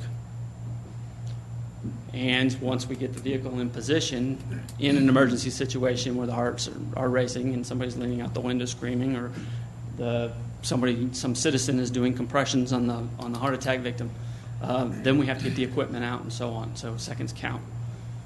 Proposed changes are based on observed problems over the last 8 years.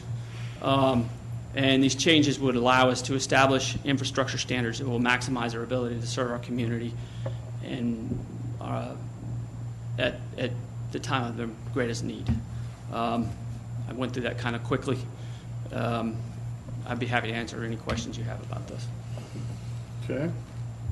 Karen, were you? I guess we need y'all to work with community development, because, part of our whole thing has been to try to minimize streets and minimize the asphalt and keep the rural character of the areas, but we can't do so at the risk of safety concerns for our residents. So I think we've got to figure out what is the right compromise for Milton between really wide asphalt streets everywhere and not having streets wide enough for our safety vehicles to get down. We do talk to each other. I've actually been working with Carter and with community development on a regular basis to try to sort those out between the different pieces of code that we have. Like I said earlier, when I say two means of access, it doesn't necessarily mean 2 paved roads with decel lanes and stoplights and stop signs and that whole thing. It would just be an alternative means of access. And as you're driving around, if you're interested in seeing something like that, we have 2 different places. Blue Valley has one right off of 372 where there's a Knox box and a gate so the fire department can get in, and they put pervious pavers down. There's also another alternate means of access at, I believe it's Milton Point. Do they have one as well? On Cogburn Road, just north of Hopewell Road, just north of the Alpharetta city limits. There's a gate over to the side, and the grass is growing up. You can't even tell. And that's why I put that caveat in there, to understand that it's not just me. There's lots of factors. There's a big picture that you all are looking at and they're looking at that aren't necessarily addressed in my code. And that's part of the reason why I wanted to write in the specific widths into our code rather than just blanket adopt the International Fire Code. Because part of what that's considering is, it's Florida, this California, we got wide open space, we can throw roads up and it doesn't have any impact. It's more of a national template rather than a Milton-specific template. Matt, it sounds like most of this was just that, which was basically clarifying exactly what's in our code, not necessarily changing a whole lot. Was that the right assessment here, or there are some things obviously, but obviously we have been working together, and this is kind of the happy medium point that we've come to in looking at the way development trends are going and ensuring continued access over the long term to these houses as they're being built. Bill? That one example you showed, Matt, where you're making a turn in trying to demolish the chief's car there. To Karen's point, I think it's a collaboration of your department and community development and Carter's department there. I see the fallacy in the design of allowing that type of on-street parking right there at an intersection. Mm-hmm.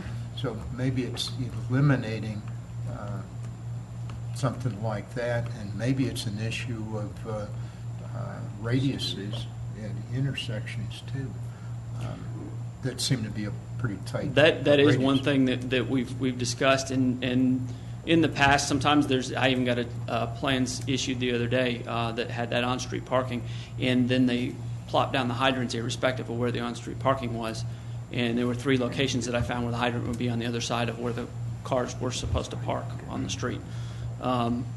Part of that is just making sure everybody is at the table looking at the plans and anticipating these issues. And part of the process that I've had working with community development and public works is everybody getting together at the same table and talking about, well, this is my concern. This is what I'm trying to address. Well, this is what we're trying to address. And just the previous items discussion was eye-opening, given what I'm talking about. But yeah, the turning radius is definitely an impact in that neighborhood. Now, the neighborhood that you were seeing the pictures of, if you recognize where that's at, we do have another advantage in that neighborhood. Is there's 1, 2, 3, 4, 5. I might be miscounting 5 or 6 different entrances into that neighborhood, and a lot of cross streets. Not all the proposed developments that are coming in that are designed to look like that neighborhood have 5 and 6 entrances. A lot of them, I've seen them with just, the first iteration of the plans come through with just 1. And then, something happens at the beginning and the rest of the subdivision shut down with 30, 40, 50 houses in it. So what you're proposing here, you want to adopt specific sections of the international code by reference. So the Appendix B and C that deal with hydrant distribution and needed fire flow, yes, I'd like to adopt those by reference, and I can provide copies of that if y'all would like to look at that before anything came forward formally.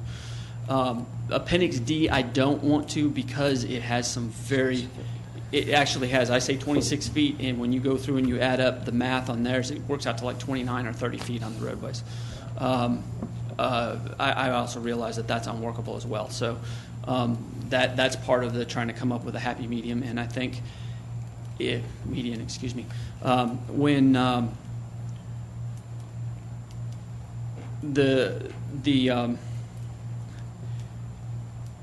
lost my train of thought.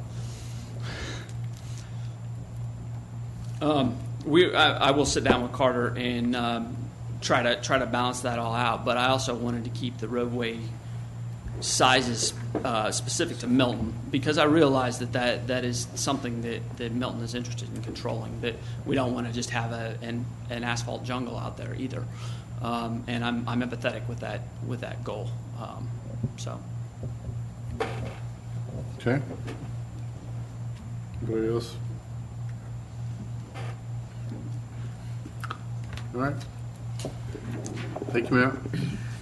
City, if you'll please call the next item. There is no public comment on this item. Discussion regarding the Historic Preservation Commission. Mr. Chris Lauterbloom.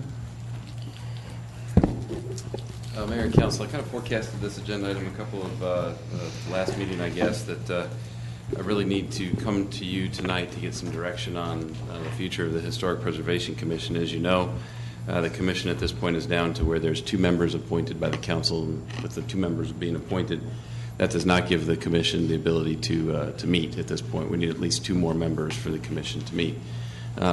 So I guess I don't know that I have an amazing presentation tonight. I can tell you that a couple of the things that we've done in preparation for the discussion tonight, if there's value, is one, I know a couple of council members and I talked about holistically what it looked like as far as training board members and what it looked like and what others might be doing with respect to paying board members to incentivize certain levels of training and attendance, et cetera.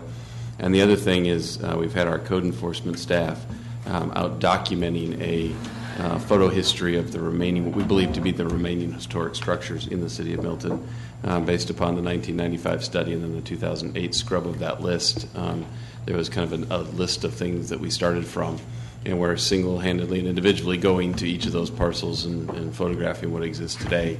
We're about 90% done with that process, so we should within the week have something for you that gives you some kind of idea as to what remains out there that could be still protected by this HPC. I can give you some idea that based, and again, this is high level. If I were more certain with it, I'd be handing it out tonight, but I didn't want to hand out bad information. But we think that number of buildings, facilities, locations, historic structures that still exists is in the high 70s to low 80s, based upon the list that we started with again in 2008 that was a product of the list that Fulton County came up with in 1995. Saying that, that's still a number of some magnitude. That's certainly not to where we're to 1 or 2 or 3 structures. But having said that, I guess I'm here tonight to get some guidance from you as to how I can bring this commission back functioning, if that's what your desire is, or to change its course.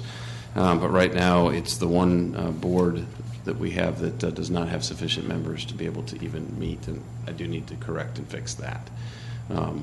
So, Mr. Mayor, I guess I'm here looking for some feedback from the council on that topic and what's the desire of the council with that particular commission moving forward. Okay. Whether or not there's some desire to reappoint members to it or whether there's some desire to take it a different direction. Okay. I mean, my opinion is to try to continue forward with it, but I certainly want to open up and get the different views and maybe some direction from council on which way we want to go. Anybody? Bert? And then I think Matt. Well, I'm lucky enough or fortunate enough to have one of the 2 members on the commission sitting, and she reached out to me this weekend. She's ill today, wasn't able to make it, and just wanted to stress to us the importance of having the commission or some form of a body that looks out for the historic structures of our city. As Bill said time and time again, each year, each week, each month, sometimes they get less and less. So I would support us, and I don't know what it looks like, continuing some form of historic preservation society, commission, committee, whatever. It may not need to look exactly like it does, or it was intended to look today. I don't know what those answers are, but I'm certainly for keeping something along those lines so we can, as a city, be involved in that. Hopefully guide it. Okay. Matt? Yeah, my thought's a little bit different. I agree with Bert that we need a body that would look out for that process, but I was against and didn't vote for the actual Historic Preservation Commission in the beginning because I felt that there was too much power granted to a body to be able to decide that someone can't do something that they want to on their own property that they may own when it comes to a building, and tell them what they could or couldn't do with that. I just had a philosophical problem with that, and I think there should be some recompense by a city if in our whatever our ordinance is, if we're going to decide that a structure is historic and that whoever owns it can't do anything with it, that they should be compensated in some way. And that would definitely then change the scope of the actual governance of the body itself. So I'm for a group that will look at that, but I am I'm much more incentive-driven, free market-driven with regards to the powers that they have in and of themselves. Okay. Anybody else? Rick? Yeah, I'd say that, I guess along with Bert and Matt, I think we're doing the first thing that we said we need to do is actually go out and do the inventory, then let the people know, the citizens know that they've got this structure that is considered historic, but I think we still need to have some form. What I'm open to changing, but I think we do need to have still some group that actually is involved in looking at this and helping us. Karen? I guess my question is whether or not, we clearly need some group that is involved in the historic structures in the city. My question is, does it need to be a commission, or does it need to be a society where, in my view, a society is much more of an advocate for maintaining the historic structures of the city, where the commission's more of a board to enforce it? And I'm not sure which, and that may not be totally correct. That's just kind of my view of what the difference is. Which of the two we really need, because it's kind of hard to be both the advocate and the enforcer. It's whether or not we need the historic society to be the advocate and somebody else to be the enforcer, like the design review board. If that would work, I'm just not real sure which. I can let Ken respond to that, or I can respond to it just after having confirmed with him what to say. Is if we as a city desire to have, moving forward, a historic designation in the form of a zoning on a certain piece of property, that is handled by this commission that exists and that was formed as a matter of law. If we're interested in documenting and putting signs out in front of historic structures or places, that's more work of a society. So I guess it's just whatever the desire. If it's more documenting what exists out there and hoping it stays around, that's more of the society work. I would encourage, though, that if we go the society route, or hope to go the society route, that we take very seriously the design review board's teeth in the demolition of structures, so that we don't have I'm about to use a double negative, so we have a board that reviews these demolitions prior to some of these structures going away. I'm just not sure that the same board can do both the advocacy for the historic and then also the. You're probably spot on there. It's probably two different things, and one could argue that they're independent and you don't need one instead of the other, and one doesn't rely upon having the other. You could do either of them individually, or candidly, you could have both. You need both. It's just whether or not you need the design review board to assume the heavy-handed role and the society to assume more the advocacy role, or you need a commission that, I don't know how it can really do both roles, but. Bill? And I've been struggling with this whole issue for the last several years, too. I've been on the board of the Alpharetta Historic Society for the last several years, and they take the stance of being more of an advocate. And there seems to be, it's been very successful over there, and the society is the one who places the historic markers in front of the different structures. And it's gotten to be kind of a status symbol. And I think that's part of the incentivizing people to maintain their properties and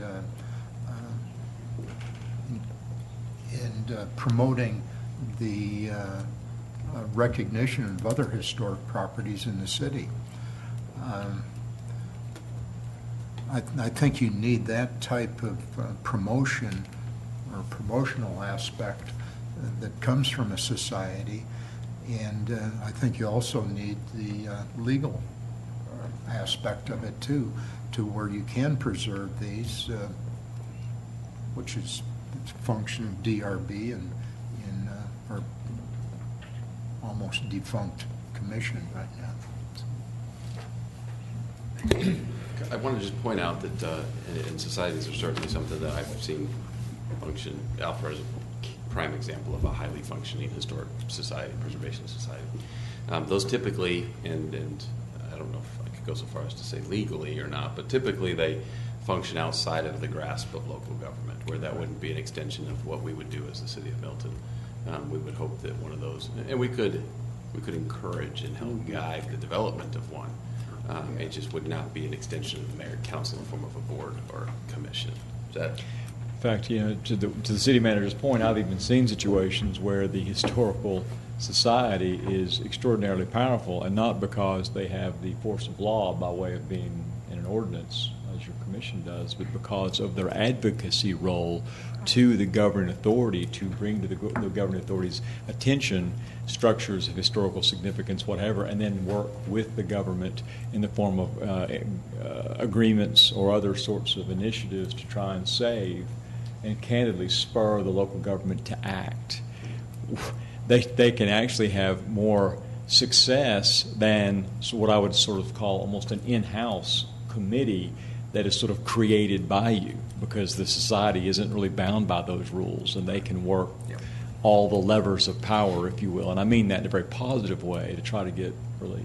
So they can come up with incentives that the city could offer to keep people to maintain.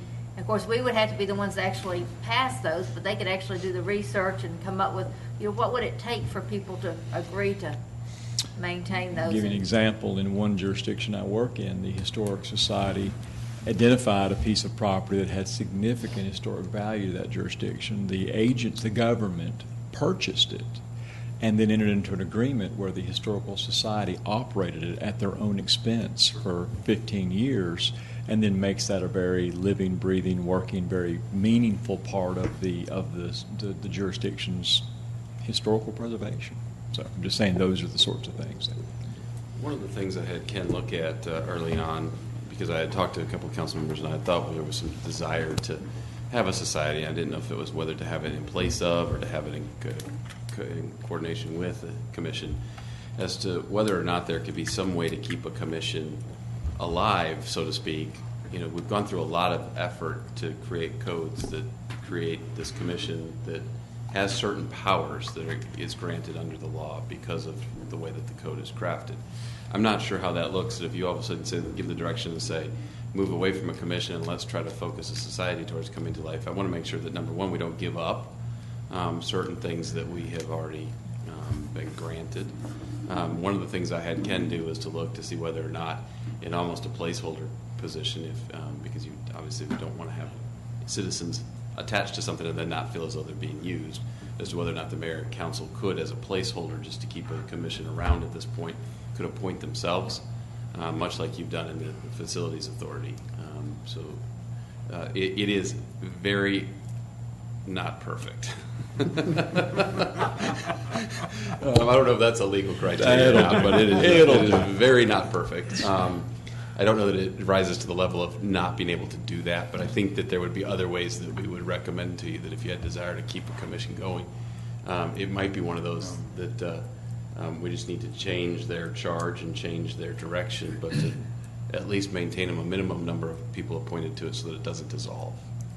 You remember that one of the reasons that we crafted it the way we did was because of some interaction with the state and the fact that they also take an interest in this, and if you create it a certain way, then you can become basically certified, and that may open up some funding opportunities and some symbiotic relationships with the state.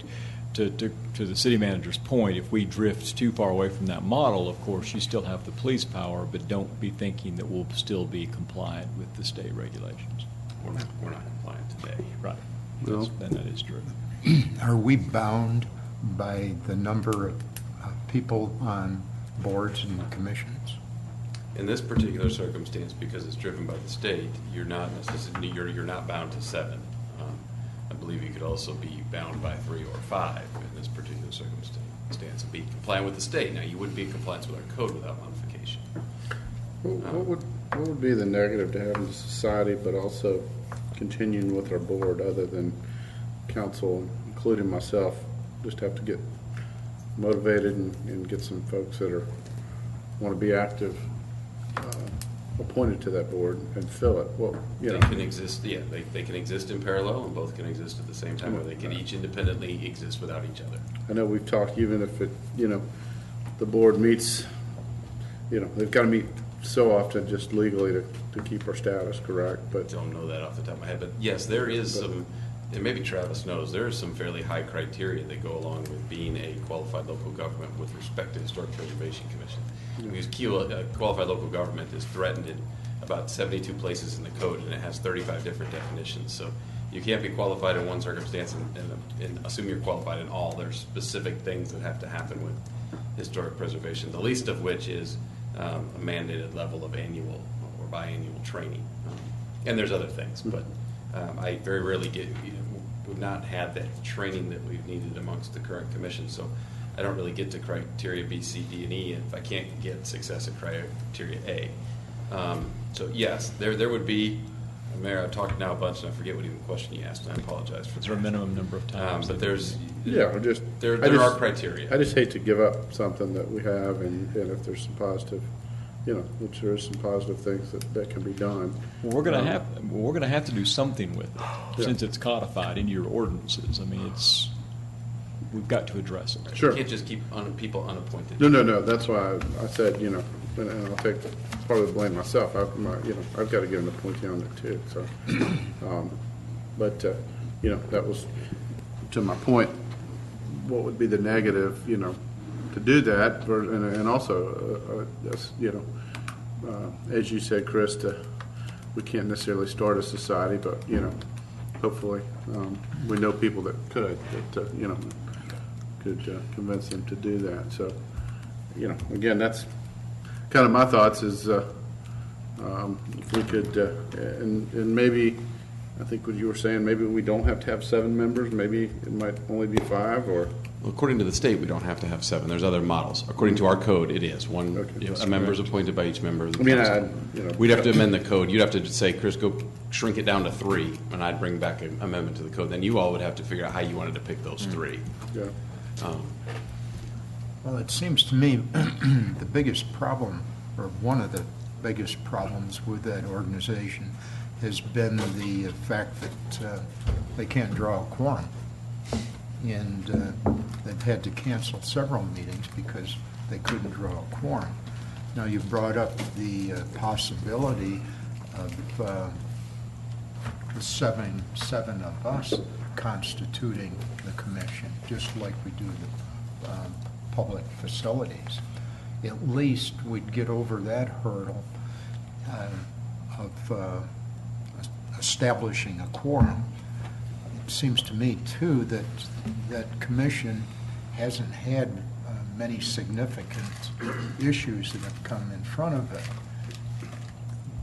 I think a society would probably draw more interest and come up with significant issues, and we'd still retain the powers and everything else vested in the commission. But I heard that there's enough interest out there to create an independent society. So I think the two of them operating kind of in tandem or complementing each other would be my recommendation.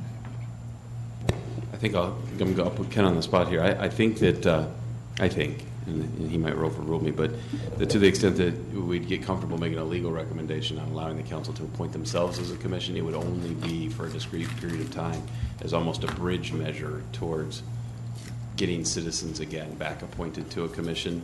That I don't think that he would say that over time it makes wise sense for those that would make ultimate decisions in a zoning matter to also be the ones that would be seated in that type of a role on the Historic Preservation Commission. Is that fair? Well, not only is that the case, I would want to do it as a placeholder because you've got an ordinance that anticipates this entity exists. But number two, just pragmatically from a governmental perspective, if it was long-term, you'd have to ask the question why. It's just another layer of confusion. If the HPC is you, we'll just strip that all together and give the power directly to you if you understand the point I'm making. And from my perspective as well, I would probably refuse to be on that commission because I just don't think that I would want to do it. For me personally, I mean, and that's for me, that's an ethical reason. I just disagree with the basis of the law. I wish it was there. Therefore, I don't think I would appoint myself to that position. So, you certainly do that. Yeah. I've got plenty of meetings to go to, so I don't need any more. But I certainly would be in favor of, and again, it's going to take some motivation off the council, including myself. I'm not pointing fingers, but to get somebody that's enthusiastic and get back on track. I agree. Possibly for temporary if we needed to. If depending on the number, if we had to have 7, if some council members wanted to be on it until for a short term, I don't, if that's legally works, but I'd be in favor of kind of getting off square one and filling the position to, keep that, and then also the Historical Society could do a whole lot if some folks want to do that. But I guess you guys need kind of some direction. Are we going to? I either need some direction, or direction will come in the form of my phone ringing and saying I'd like to add a resolution to the agenda because I have somebody to appoint to the commission. Right. Or, right now it's so, and I apologize, but I go back to this. Right now I'm kind of in a very awkward position because the commission hasn't dissolved, nor can it meet. And I either I've got to get it off one of the two. Yeah, right. Yeah. Right. So do we have any input tonight whether, folks would want to move forward with that or not, or do we just wait and see if individually? I'd like to move forward with that, but that's easy for me to say because I have an engaged appointment.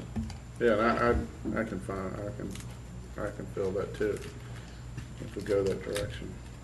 I prefer dissolution than go with the society personally. Okay. I would prefer the council not be the acting members of it regardless. Yeah, I just think that's a conflict of interest, and I don't, even for a short period of time. I mean, if you wanted to have the design review board be it for a short period of time, and they were agreeable to it, I could handle that, but I do not believe that the city council should be. Well, there's really not that's come out of that commission here in the last year, probably. So I think an interim period for council wouldn't, I think that would serve some purpose anyways until we decide what direction we're going with. Well, they did come up with the whole Crabapple Historic District thing, which the council ended up not supporting. So I think, and I'm sure that's probably part of the reason why we only have 2 members left of it, because I know they spent a lot of time on that, and so there's obviously been some disconnect there. Now, I wouldn't mind getting Travis's input on this. Did he fill out a card? He can fill out a card. I mean, You can speak first and then fill out the card later. But you got to promise to fill it out. Yeah. All right. if not, we know where you live anyway. State your name and address. for the record. Travis Allen, 13095, Region Trace, Milton, Georgia, 30004. To Karen's point, I actually have a better understanding now where the person from the state was coming from when she advised us that would be a conflict of interest for us to be board members of both the Historic Commission and Historic Society. I see what you're saying, like advocacy versus enforcement. I kind of understand that better now. To Councilman Kuntz's point of dissolution, you can't declare a structure historic without a Historic Preservation Commission. Council can't do it on their own, from my understanding of the state's law on the subject. I could be wrong, but the way I understood the way the state law was written was that law was written to outline how a Historic Preservation Commission and a historic ordinance were created in tandem, and that without one you can't have the other. In my clarification, I just disagree with state law, but that's just. Oh, sure. Yeah, no problem. No problem. Yeah, I disagree with some federal laws too, so. I mean, I feel like it wasn't really on council that y'all didn't necessarily support the Crabapple Historic Designation, but it was that mistakes were made prior to the presentation of that designation to y'all, so that y'all wouldn't have been able to approve it even if given that choice. I could be wrong there too, but that was kind of the understanding I was led to. I mean, unfortunately with that, it did not have the community support, so it was hard for the council to support the district when so many members of the community that were affected by it did not support it. Right. So, yeah, that may have been just a communication problem between all of us. I don't know. Could be. And speaking with Chris several months ago, though, I kind of re-looked and reviewed the state ordinance, and to his point, you could go down to 3 members, you could go down to 5 members. You would just have to change our ordinance and how our commission is formed. You would have to, I guess, change city code and how commissions are chosen and whatnot. I don't know if is there any further questions y'all have directly to me. I'll be happy to try to answer them. Going back to the discussion on the crabapple and all that, I mean, and sometimes you learn through a process, probably could have communicated better and with the council and with you guys and property owners on that too. But the way it came down, from the decision, maybe we could have handled that, in the future if we do something like that. Again, does anybody else have anything? Travis, question? Well, I'm happy to hear y'all are doing another inventory of the properties. So if there's any that y'all are unable to find because the addresses have changed, because they have changed, let me know. I'll see what I can do to help. We appreciate your help and your knowledge too, Travis. So, fill out that card. Okay. I'm kind of, Rick, I think you're the only one I haven't really heard from. Just trying to get some semblance of a direction. Right now, I guess I'm not for total dissolution. I think what we have to look at is really what role do we want them to play. And I wasn't here when you did all the voting and going through, but I guess I would hate to see us just kind of toss it to the side right now until we kind of look at what do we want that commission to do. Do we want to continue going forward? So I'm not for immediate dissolution.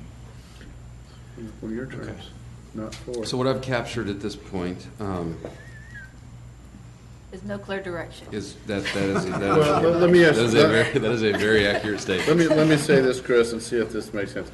And I believe from what I pick up from all council members, there's probably a majority that would like to not disband the committee and possibly try to connect. I know there's some question on whether council steps in or not, but I think the majority that I'm hearing is more, with a place in a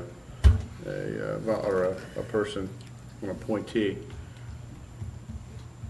And then my thoughts are we probably need to kind of get more of a clear-cut understanding and direction that the council give a direction to the committee of what their role is and what we'd like to see accomplished.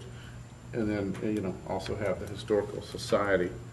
Hopefully that'll form without our direct involvement. But the one thing I just confirmed with Ken is that if we're going to have the discussion on whether or not the council should appoint themselves as a placeholder, is that would either need to happen as the council placing the council as the placeholder or not. I'm not hearing that there's majority. I'm not hearing pretty that. Strong saying she wasn't interested in No. I feel like it's a conflict. For that matter. Yeah, I'm not hearing. I'm not hearing that at all. Okay, so I'm going to take that one off the table. Unless Bill, you want to take the whole group? Not have a meeting. Mike. For the members that don't have, I'm going to ask the question. For the members that don't have a member appointed, are there 2 people that don't have a member appointed that are willing to go out and bring a member so that at least we can have a seated commission that can meet, even if it's meeting for the purpose of discussing future direction. That can't even happen right now. I mean, because no business can be done. I will look for one person. If you've got any suggestions, Travis, let us know. I can. And these, I believe, don't have to be district. There's different criteria specific. here, right? Yeah, there's different criteria that allow you to select based upon skill as opposed to geographic location. Okay. If you're willing to do that, and this is not in any reason to say that we shouldn't also in parallel be working on the society thing, but if you're willing to do that, Kathy and I spoke last week. We've got some ideas on how we could quickly, without going into a lot of detail tonight because I don't want to overpromise and underdeliver, but how we could quickly take some of this inventory and generate the reports that are necessary to be presented to a commission to get them to act on them with fairly swift, in a fairly swift process. It would take establishing some additional resources to throw at it because they're quite complex, but now is the right time to be looking sometimes for that kind of assistance because we've got freshly graduated college kids that are looking for some types of opportunities right out of college that we could go look for somebody that had a preservation degree study and see if we could knock out some of this list pretty quick so that if there's the desire. Now, of course, what we'll be back to you with is if there's a desire of a commission to approve something that's historic, and if then there's got to be the council's got to be willing to do the same thing. The unknown in that whole thing is whether any of those 70-plus landowners have any interest in being a part of the process. So we could identify all these structures and have non-willing landowners. If we have non-willing landowners, then we're kind of back where we were with the grab out. Okay, but I think. But that's some direction. Yeah, That's I think we're. that's some movement, and movement is good right now. Okay. Movement's good. All right, I think Travis. Yeah, I'm sorry. There's one other thing. The commission also has the duty to approve any changes to a historically zoned piece of property, which would include the Hardeman store. We've actually already had one meeting on that, and I think they actually still have some material changes that do need to come before us at some time soon. Last I heard, it was a handicap or accessible ramp. So I don't know what mechanism would be in place if we're unable to meet to decide on that. I don't know how that would hold up any changes to that structure. Okay. Thank you. All right. That's a good point. I don't know the answer to that either. Yeah. Presumably, it would hold it up if that's the body that has to make a decision. Okay. Anybody else? Anybody have anything else? Chris? No, it was a good morning with symposium on human trafficking. So got some of that going on, and I don't have anything to report tonight unless you got questions on a specific topic. Is there anything on the Jim Bell property from this morning that was kind of emails flying? Yeah, you'll see a series of emails in your inbox when you finally get your email tonight. It's always easy to blame the city. It's being the city's responsibility that anytime anybody in the development community gets a little bit of community heat, it's the city's requirements, it's the city's fault. So that's a little bit about what's going on out there right now. I can tell you that Carter visited the site this morning. We're working to try to minimize impact, maximize safety, and understand what is required in that cross-section so that we don't spread the problem out lengthwise, but so that we consolidate impacts where we can so that the total impact to the community and its landscape and its trees is less. We are working, and I would argue fiercely against anybody that would suggest that we're working in any capacity other than trying to maintain those characteristics that we know Milton wants and that it desires there. We don't have a plan right now. We should have a plan in the next day or so and back a new grading plan. We'll look at it. I've offered to meet with members in the community before.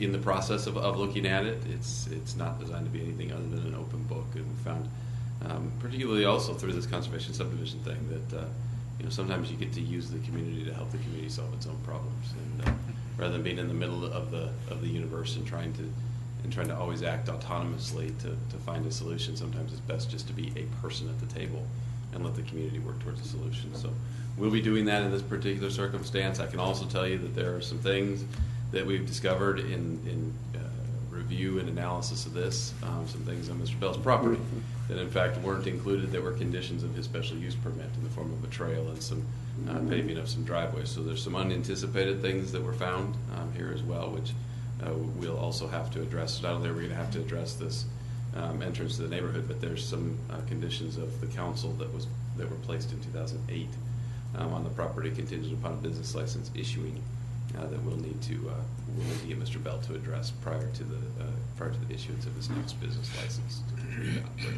there. Along those, the proposed work that was going to go on, weather permitting, was all in the right of way. Is that correct? The work that was, well, Carter, that's why we've sent them back. Okay. But Now I'll take it up. that's what was indicated to us. I like, and thank you, Chris, for jumping on. I like the comments, some folks would say, well, we talked to the developer and he said he didn't want to do the decel lane. That's the city. And I'm sitting there going, well, of course he did. He probably didn't want to put fire hydrants in there or stormwater. Of course it's in his pocketbook not to do what's required. So we'll certainly look at it. I know that turn lane is a hot topic. As you know, traffic counts drive that, both in and out of the neighborhood, as well as a safe roadway at a safe speed. And, so we put all those things together. We want what the community wants. We also want a safe road. We just have to balance those things so that we get as close as we can get to both. Okay. As a reminder, I will be out of town next Monday night. Understand. So will Councilmember Longoria. Is there anybody else that anticipates being gone next week? Because we'll be then closer to, we still have 5, which is good, but if the remaining 5 I am going to try to call in if I Okay. can for at least the first hour. My flight's at 7, so be glad to have you. Dave, we'll get set up then for a call. Okay? if you could just send me the information. Great. All right. Y'all. Thank you. Thank you. Gotta go get Moses some more chicken.